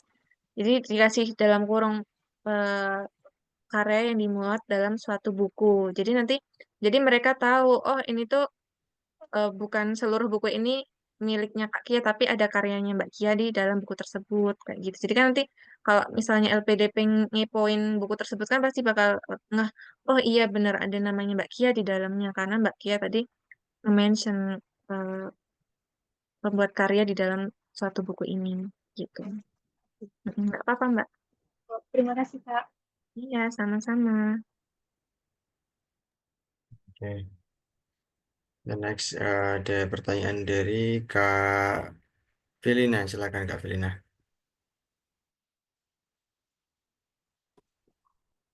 Baik, terima kasih sudah memberikan saya kesempatan untuk bertanya. Di sini saya ingin mendaftar program doktor. Nah, di situ ada promotor dan kopromotor. Berhubung kemarin saya pernah mengikuti webinar tentang LPDP, lebih bagusnya itu dilengkapi kan, walaupun nggak ada bintang merahnya. Nah, Mm-mm. kita ngambil promotor dan kopromotornya itu di kampus pilihan yang pertama.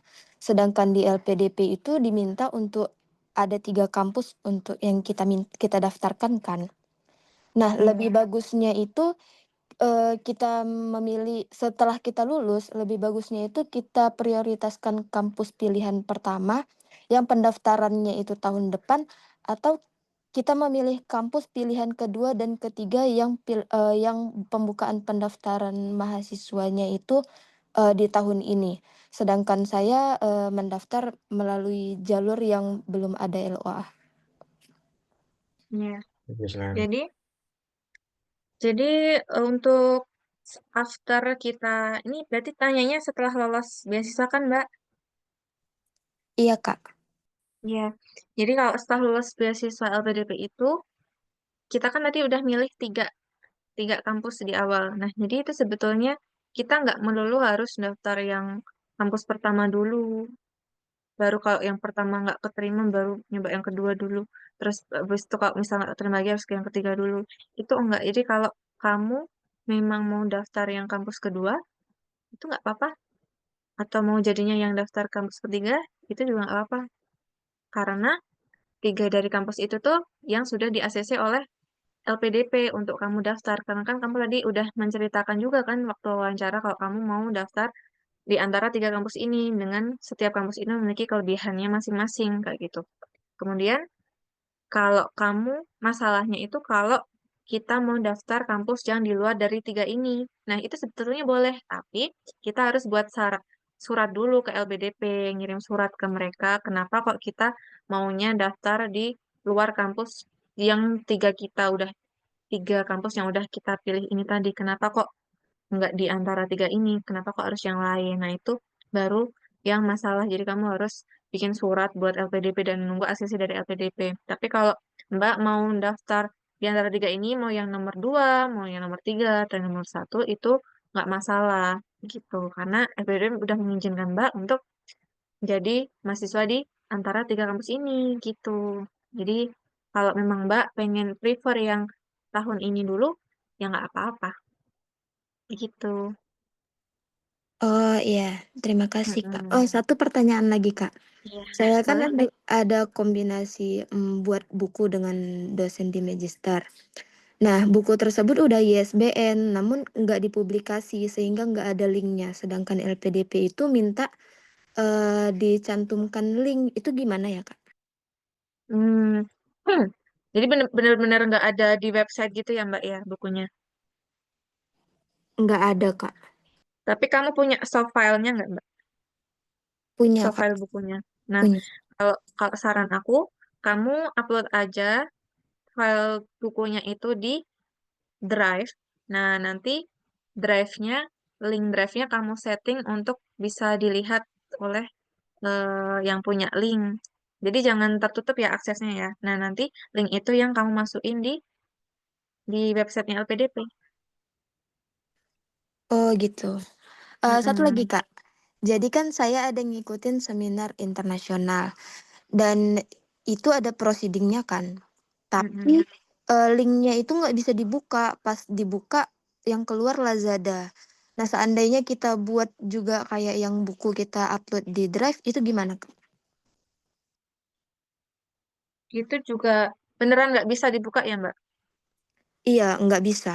Hmm, sebenarnya lebih bagus kalau proceeding gitu langsung ke apa website jurnalnya tadi sih, Mbak. Tapi kalau mungkin mungkin itu lagi maintenance kali, jadi mungkin kan ini masih ada beberapa waktu ya untuk penutupan pendaftarannya. Jadi mungkin Mbak bisa sambil ngechat admin jurnalnya kenapa kok link saya tidak bisa dibuka malah masuk ke iklan tertentu gitu. Nanti kalau misalnya mereka nggak ada respon sampai mepet hampir ya maksimal Hamin 5 penutupan LPDP gitu deh. Jadi ya mau nggak mau Mbak upload di Drive kayak tadi. Tapi diusahain dulu tanya ke admin jurnalnya kan biasanya ada tuh kontak admin jurnal kayak misal emailnya kayak gitu. Nanti tanya dulu ke situ kenapa kok kayak gini bisa diperbaiki atau tidak kayak gitu. Kalau syukur-syukur mereka ngasih respon gitu ya. Tapi kalau misalnya pahit-pahitnya nggak ada, berarti ya mau nggak mau ya kayak tadi drive tadi Mbak. Tapi Oh diusahain dulu chat admin jurnalnya, diusahain dulu. iya. Oke Kak, makasih ya Kak. Sama-sama. Oke, kita masih ada beberapa menit ya teman-teman ya. Ini ada 1, 2, 3, 4 pertanyaan yang raise hand dan di kolom chat juga masih ada. Sambil apa namanya istirahat sejenak ya, saya sampaikan teman-teman Iya, semuanya. istirahat dulu. Itu tadi Kak Vila selalu apa namanya agak Aus, terus ya, aus. mesti ada lelah juga. Minum dulu ya. Nah, minum dulu nih Kak Vila. Teman-teman yang lain juga bisa istirahat yang ngopi-ngopi juga boleh ya. Ini kayak gini juga, tapi nggak disponsori saya. Oke, mengingatkan teman-teman semuanya yang menginginkan untuk dapat review profiting secara gratis, teman-teman bisa bikin story di Instagram dengan tag First Step Edu. Teman-teman bikin review yang semenarik mungkin. Nanti kita akan pilih peserta terbaik yang akan direview langsung oleh para awardee terbaik dari First Step Edu. Kayak gitu teman-teman semuanya. Untuk informasi lebih lanjut kita akan informasikan melalui admin ya. Oke, the next untuk pertanyaan ada dari Kak Nadia Ferdowsi yang sudah present. Silakan Kak. Baik, terima kasih atas waktu yang diberikan. Yang pertama, perkenalkan nama saya Nadia Firdausi, saya berasal dari Surabaya. Jadi ini pertanyaan pertama, kalau misal ketika menulis esai ini untuk pengalaman yang membanggakan, itu kalau misal pengalamannya itu bukan mengajar atau pernah menjadi tenaga pengajar gitu, apakah bisa dimasukkan ke dalam sebagai apa pengalaman yang membanggakan atau pengalaman yang kayak prestasi gitulah. Terus yang kedua, mungkin out of topic dari webinar hari ini, bedanya beasiswa reguler sama parsial itu gimana ya? Karena tadi kan Kak Bila sudah menjelaskan bahwa passing grade-nya lebih rendah yang parsial. Nah, itu kalau misal saya sudah punya LOA nih, nah itu kan nggak tes TBS juga. Nah, itu gimana ya? Terus habis itu yang pertanyaan ketiga, sudah pertanyaan dua itu tadi. Terima kasih, Kak. Oh ya, oke. Sebelumnya aku ini ya mau jawab yang tadi dulu. Ini aku lihat di kolom komentar ada yang ngasih saran tadi, Mas Mbak Mbak Fauzia sama Mas Andre pada tadi bilang kalau pakai riset kit aja. Nah, iya aku lupa tadi nggak kepikiran sampai situ. Jadi buat teman-teman yang emang punya karya sesuatu, yang mana itu belum diterbitkan di website resmi atau kayak tadi misalnya sebenarnya ada jurnal tapi kok apa jurnalnya mungkin lagi maintenance atau gimana, jadi nggak bisa masuk ke artikel yang udah yang kita memang tulis di situ. Teman-teman bisa publish aja file karyanya teman-teman di ResearchGate. Jadi teman-teman bikin dulu akun ResearchGate. Nah, nanti di situ teman-teman nambahin karya-karyanya teman-teman tuh apa aja. Dan biasanya di situ juga ngasih opsi untuk upload filenya teman-teman. Kalau misalnya teman-teman nggak mau upload file, nanti mereka biasanya bisa integrate ke eh, link. Jadi teman-teman masukin aja link jurnalnya, nanti mereka langsung integrate ke situ. Jadi buat teman-teman tadi kan tadi ada yang nanya kalau bukunya nggak ada di website. Nah, masukin aja tadi ke ResearchGate gitu. Makasih ya tadi ya sarannya ya Mbak Claudia sama Mas Andre gitu. Kemudian aku mau jawab yang Mbak Nadia tadi, pengalaman membanggakannya kalau nggak ngajar gimana? Nggak apa-apa. Jadi pengalaman membanggakan itu kan apa sesuatu yang memang kita banggakan dan kalau bisa itu tuh ada value-nya. Jadi nggak melulu harus mengajar. Kalau mengajar itu tadi kan emang karena aku di bidang pendidikan, jadi aku meng-highlight itu karena memang bidangku itu. Tapi kan teman-teman pasti punya apa keahliannya teman-teman sendiri, kesukaannya teman-teman sendiri, bidang ahlinya teman-teman sendiri. Jadi disesuaikan aja, nggak apa-apa, nggak harus ngajar. Kayak teman-teman apa bisa bikin sistem, bisa bikin apa atau mungkin buat program apa gitu. Itu juga pengalaman yang membanggakan, jadi nggak melulu tentang mengajar. Kemudian yang kedua tadi, Mbak tanya bedanya parsial sama reguler. Nah, jadi perbedaan yang pertama itu tuh kalau parsial passing rate-nya memang lebih kecil. Aku lupa passing rate-nya berapa, tapi ya ibaratkan kalau kalau reguler itu wawancara passing rate-nya harus di atas 1.000. Kalau kalau parsial bisa jadi mungkin cuma 800 atau 750. Pokoknya lebih rendah gitu ya passing rate-nya. Jadi lebih berpeluang untuk lolos. Tetapi beasiswa parsial ini tidak bisa mendapatkan semua tunjangan yang dikasih oleh LPDP. Nah, kalau yang beasiswa reguler itu semua tunjangan itu LPDP kasih, bisa klaim semuanya. Tapi kalau yang parsial itu nggak bisa klaim semuanya. Nanti untuk yang bisa diklaim apa saja, nanti bisa dicek di buku panduannya ya. Gitu, Mbak.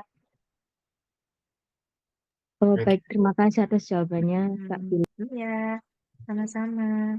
Ya, semoga bisa menjawab ya Kak ya. Lanjut, jadi waktunya cukup terbatas teman-teman untuk Kak Bila ini kira-kira masih open untuk berapa pertanyaan Ya, nih Kak? nggak apa-apa, nggak apa-apa. Oh, Pak, aman ya Kak ya? Baik, ada Kak Regi yang masih resen, silakan Kak.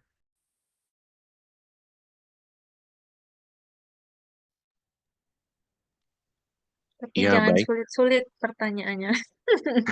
Iya, Kak. Baik, terima kasih atas kesempatannya. Iya, Eh, apakah suara saya kedengaran, Kak? dengar. Ya, silakan Kak. Terdengar. Saya izin bertanya. Saya ingin mendaftar beasiswa LPDP khusus doktor ya, Kak. Nah, Ya, itu kan saya pengennya yang reguler, yang bukan yang prasejahtera gitu ya. Berarti ya, itu syaratnya harus mewajibkan TOEFL atau IELTS ya, Kak?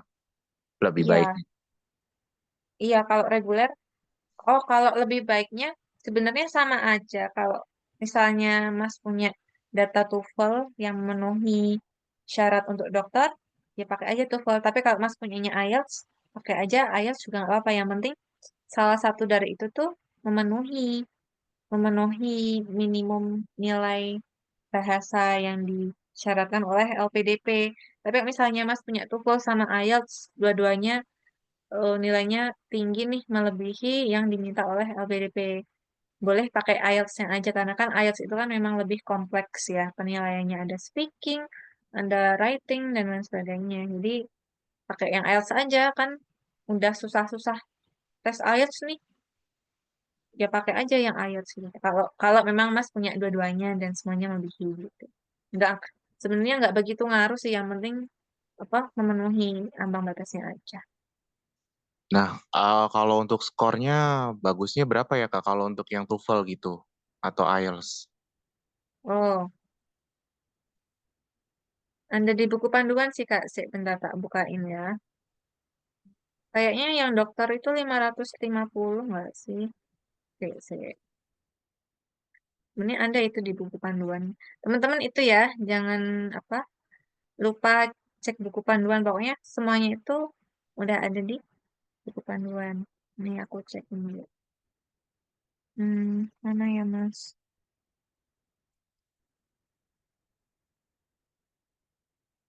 Hmm, hmm, hmm, hmm.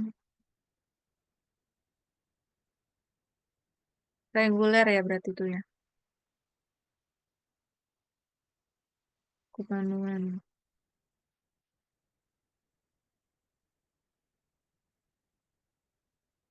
TOEFL. Nah, ini aku sambil share screen ya,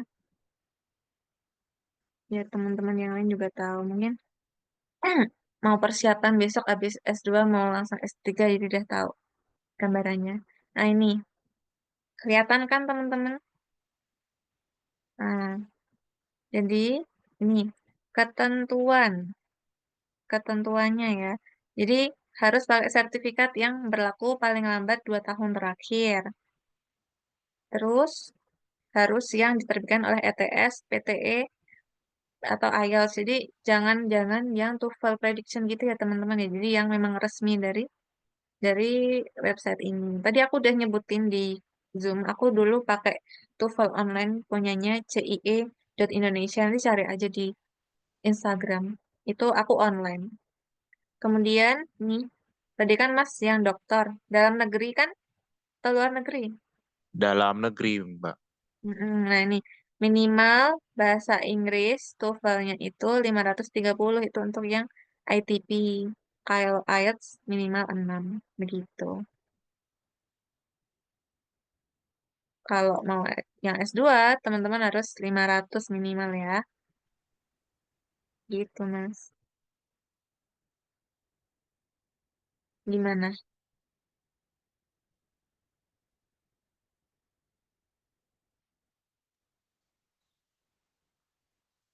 Ya, baik. Terjawab ya? Terjawab Kak Regi. Jawab. Terima kasih, Ya, Kak. oke. Sama-sama. Oke. Ada Kak Fauzia nih yang sudah ada juga. Silakan Kak Fauzia.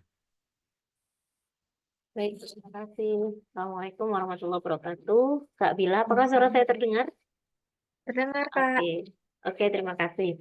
Yang ingin saya tanyakan, sebenarnya saya tadi udah bertanya di kolom chat sih, cuman mungkin terlewat begitu ya. Yang ingin saya tanyakan adalah terkait surat rekomendasi untuk beasiswa yang targeted PNS, TNI Polri ya. Karena di tempat saya itu untuk rekomendasi itu semuanya by online. Jadi kita mengirim ajuan yang jadi yang mengeluarkan itu langsung eselon 2 bagian pengembangan SDM. Itu gimana?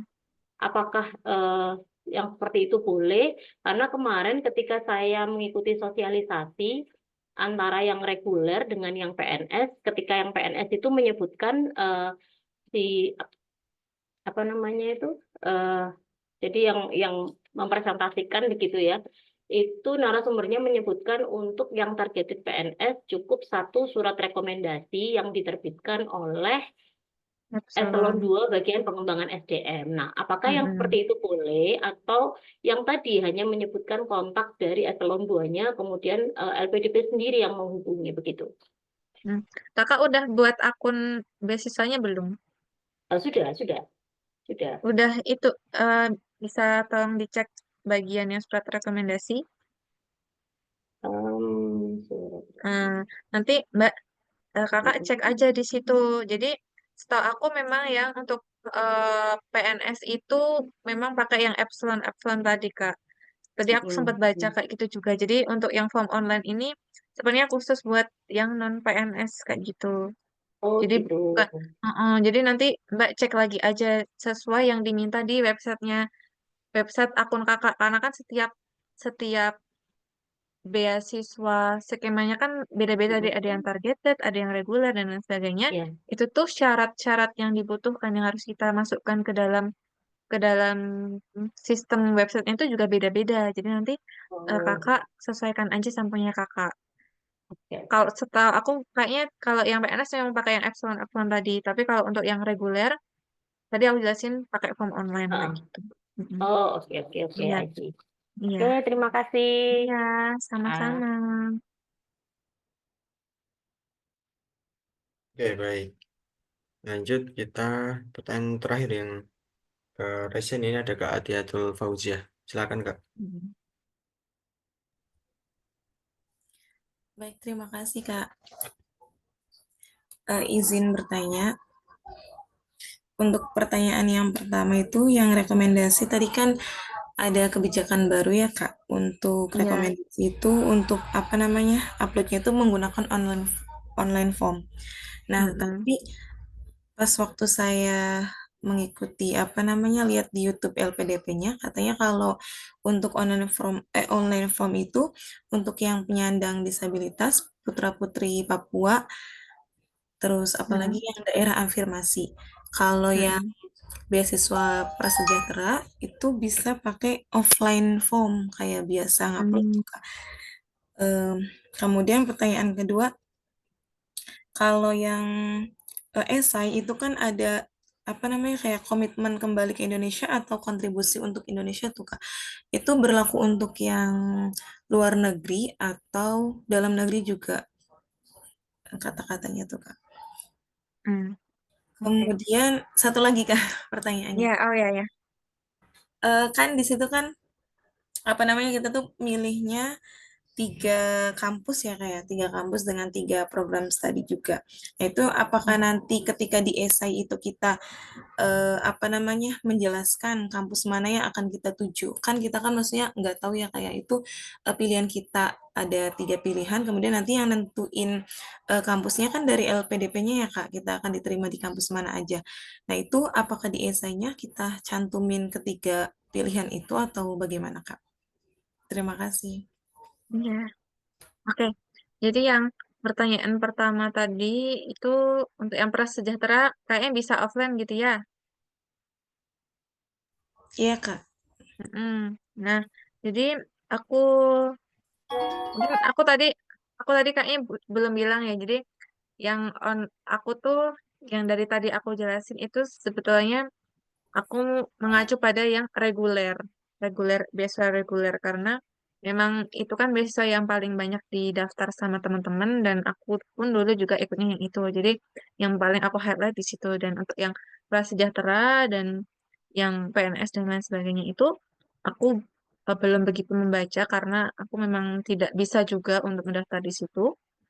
Jadi ya mungkin disesuaikan lagi sama buku panduan dari setiap skema masing-masing. Jadi terima kasih juga infonya untuk tadi yang prasejahtera benar bisa offline ya. Nah, nanti silakan diikuti saja untuk sesuai panduannya. Jadi teman-teman juga mengecek websitenya ya teman-teman. Jadi kalau misalnya nanti skemanya teman-teman itu butuhnya offline, berarti teman-teman harus segera mencari surat rekomendasi. Biar apa? Karena kan surat rekomendasi itu yang bikinin orang orang lain, tokoh tertentu, dan bisa jadi mereka itu sibuk dan kita nggak bisa kasih batasan waktu ke mereka karena kan kita yang butuh. Jadi kita ya apa menyesuaikan ke mereka. Jadi sebisa mungkin teman-teman sekarang cek apakah skemanya teman-teman itu wajib online form atau justru harus yang offline form kayak gitu ya.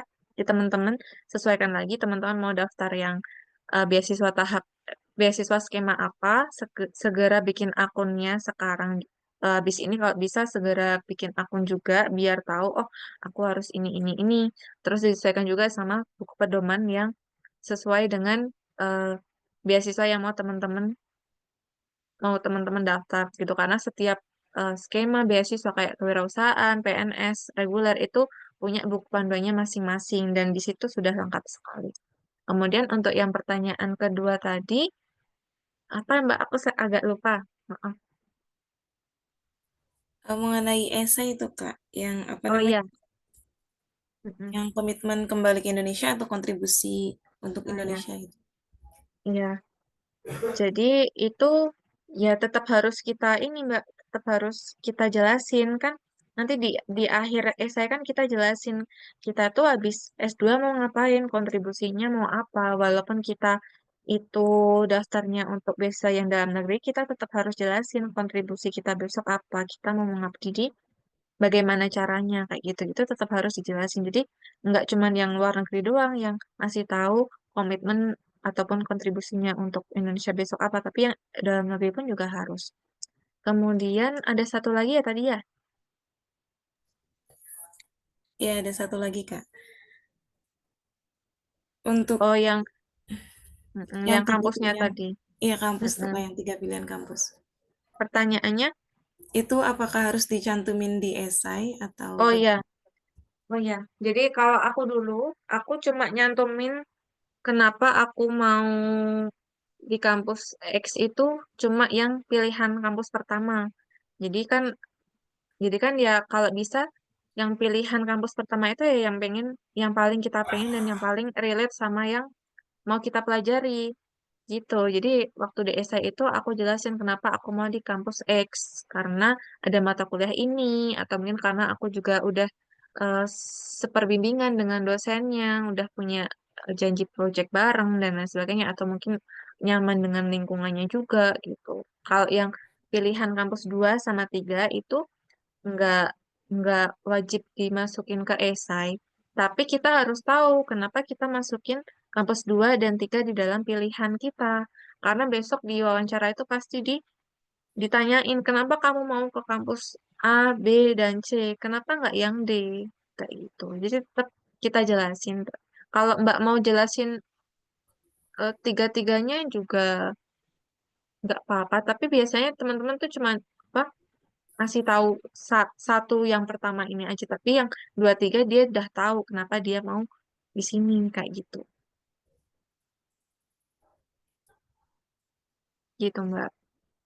Oh iya, Oke. iya, iya. Terima kasih Mm-mm. Kak atas penjelasannya. Iya sama-sama. Sudah terjawab ya Kak ya untuk pertanyaan Mm-mm. eh, yang terakhir ya, pertanyaan dari kakak siapa tadi saya juga agak lupa namanya. Mbak Jayanti ini Bang. Oke, Mbak Jayanti. Baik, teman-teman semuanya, em, Udah habis. udah habis pertanyaan dari Hmm. presiden ya. Tapi kalau yang ya saya berharap nanti ada yang di kolom chat juga mirip-mirip atau sudah terjawab dari pertanyaan teman-teman tadi. Semoga bisa mewakili kayak gitu. Mm-mm. Dan mungkin dari Kak Bila nih, saya persilakan untuk memberikan semangat closing statement kepada teman-teman semuanya, biar persiapan yang dilakukan di BED LPDP yang pertama ini bisa maksimal gitu. Silakan Kak. Iya, sebelumnya aku mau mengapresiasi teman-teman semua karena teman-teman udah punya mimpi, udah udah pengen ada rasa aku mau lanjut kuliah dan aku yakin ya teman-teman itu baik buat jadi manfaat untuk orang lain ya kan. Aku sangat mengapresiasi hal tersebut dan aku berharap niat baik teman-teman ini bisa terwujud Dan tentunya dengan usaha-usaha yang teman-teman berikan besok. Jangan lupa kalau usaha itu nggak pernah mengkhianati hasil. Kayak aku dulu mungkin aku merasa bahwa aku kok nggak lolos beasiswa LPDP ya yang batch 1 ya. Kenapa? Padahal aku udah gini, udah memperjuangkan ini. Tapi ternyata Tuhan tuh itu ngasih sesuatu tuh memang sesuai waktunya dan di kondisi terbaiknya. Jadi kita harus berbaik sangka terus sama Tuhan bahwa Tuhan akan memberikan yang terbaik buat kita. Dan di mana yang orang-orang lain di luar sana mungkin sekarang lagi pada rebahan atau mungkin ngegame, tapi teman-teman di sini dengerin webinar, bahkan aktif bertanya. Aku yakin Allah melihat hal tersebut dan akan memudahkan jalan teman-teman besok buat meraih biasa LPDP. Semangat ya. Jangan lupa minta doa orang tua. Oke, Masya Mm, Allah. Luar biasa Iya, teman-teman ya. Jadi memang iya, proses panjang dan ya jalan masing-masing orang pasti berbeda seperti yang disampaikan oleh Kak Bila tadi. Ada yang iya. sekali daftar bisa lolos, ada yang mungkin sekali, Mm-mm, ada yang 2 kali. Tapi iya, mungkin pasti kita selama itu rezeki kita pasti akan keterima di saat yang tepat kayak gitu. iya. Ya Kak ya. Oke, thank you eh, dan terima kasih pada Kak Bila dan teman-teman semuanya. Tentu harapan kita semuanya yang hadir pada kesempatan ini, kita berjuang di LPDP tahun 2025 yang batch pertama ini kita berharap bisa mendapatkan hasil yang terbaik melalui ya ridho orang tua gitu ya, doa-doa orang-orang yang ada di sekitar kita dan tentu usaha kita semuanya. Karena doa tanpa usaha ya pasti nggak akan bisa berhasil juga ya gitu ya. Oke teman-teman semuanya untuk sesi malam ini sebelum sebelum diakhiri ya, ini saya ada sedikit informasi untuk teman-teman semuanya berkaitan dengan program eh, apa namanya paket optimum ya teman-teman. Sebelumnya ini ada beberapa perubahan teman-teman yang semalam sudah saya informasikan. Ini ada perubahan berkaitan dengan eh, penambahan satu program lagi. Saya sampaikan yang mana paket Prepare Optimum LPDP ini ditujukan untuk teman-teman semuanya yang ingin persiapan lebih maksimal dengan bimbingan para mentor terbaik. Jadi ada 5 program teman-teman. Kalau semalam kita ada 4, sekarang ada 5. Lalu harganya gimana Kak? Nah, harganya ini memang ada sedikit perubahan. Tapi kalau teman-teman kemarin udah daftar yang semalam, itu pakai harga yang kemarin ya gitu ya.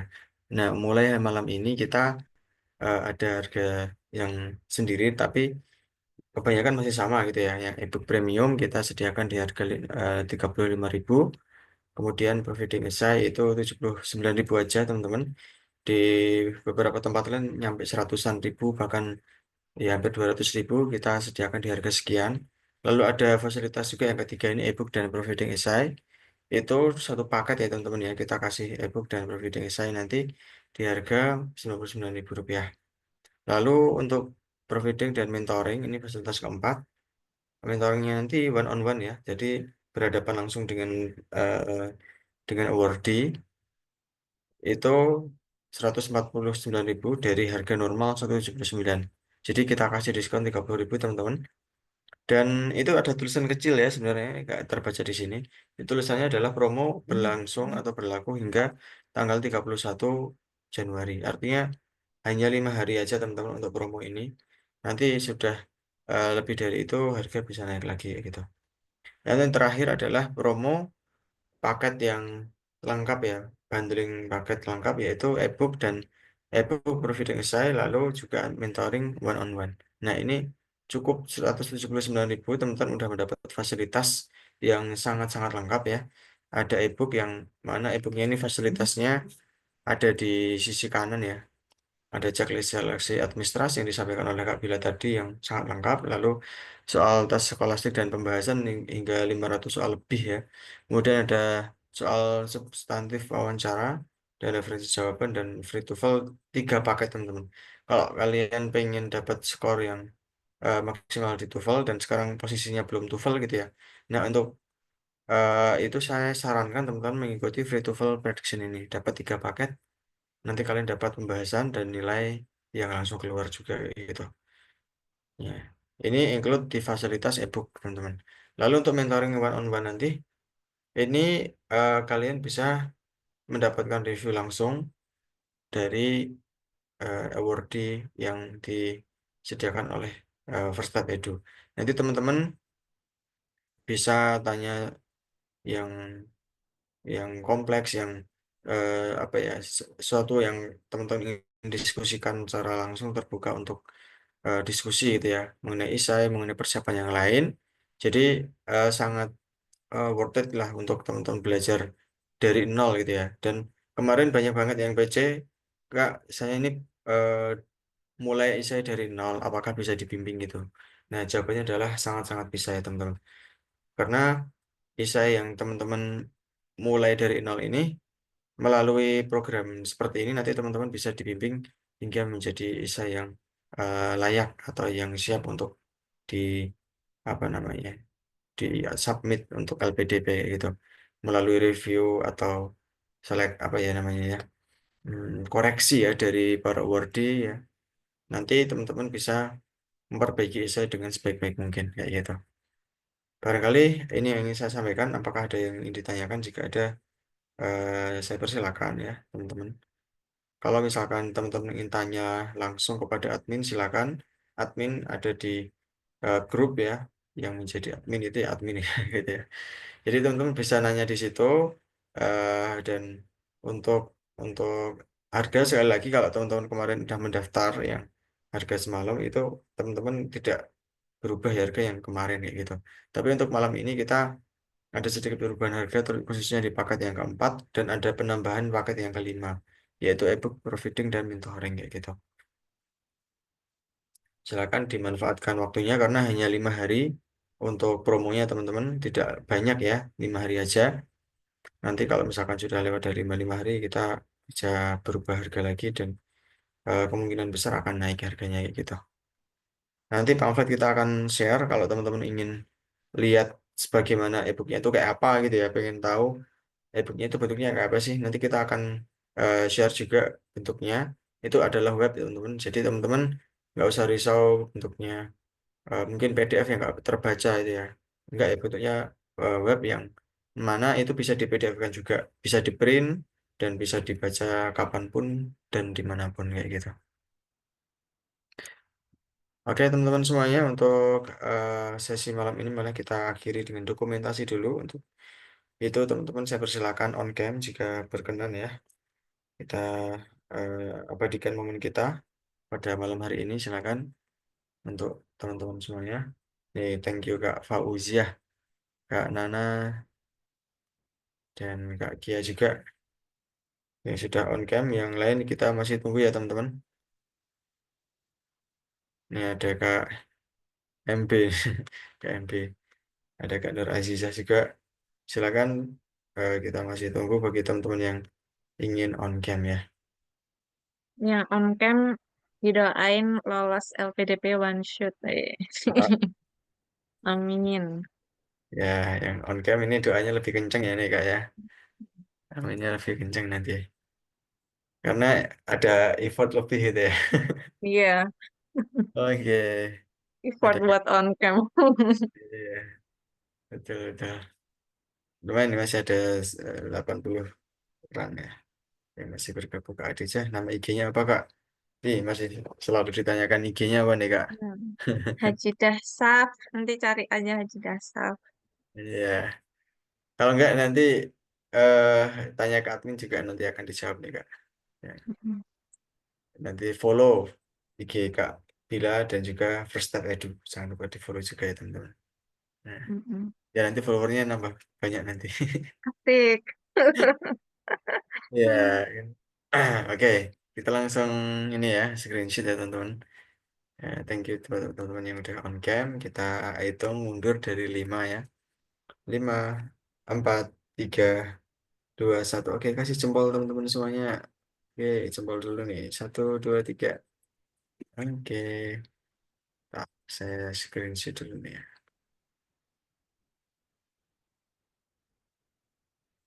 Lalu the next gaya bebas ya teman-teman, silakan. 1, 2, 3. Oke. Oke, thank you teman-teman semuanya atas atensinya, dan tentu adalah Kak Bila, ilmu yang bermanfaat telah dibagikan tadi. Semoga bisa membawa berkah buat kita semuanya, manfaat dan tentu amal jariah kayak gitu ya. Mari teman-teman semuanya, untuk sesi malam ini kita akhiri, dan selamat berjuang teman-teman. Sampai jumpa di agenda yang selanjutnya. Ya, kita mungkin akan agendakan event-event lain ya. Semoga kita bisa berjumpa di lain kesempatan. Dan jangan live di grup ya, karena masih ada banyak event-event lain yang akan diselenggarakan oleh First Edu. Masih ada benefit-benefit yang akan dikirim melalui grup atau email nantinya gitu.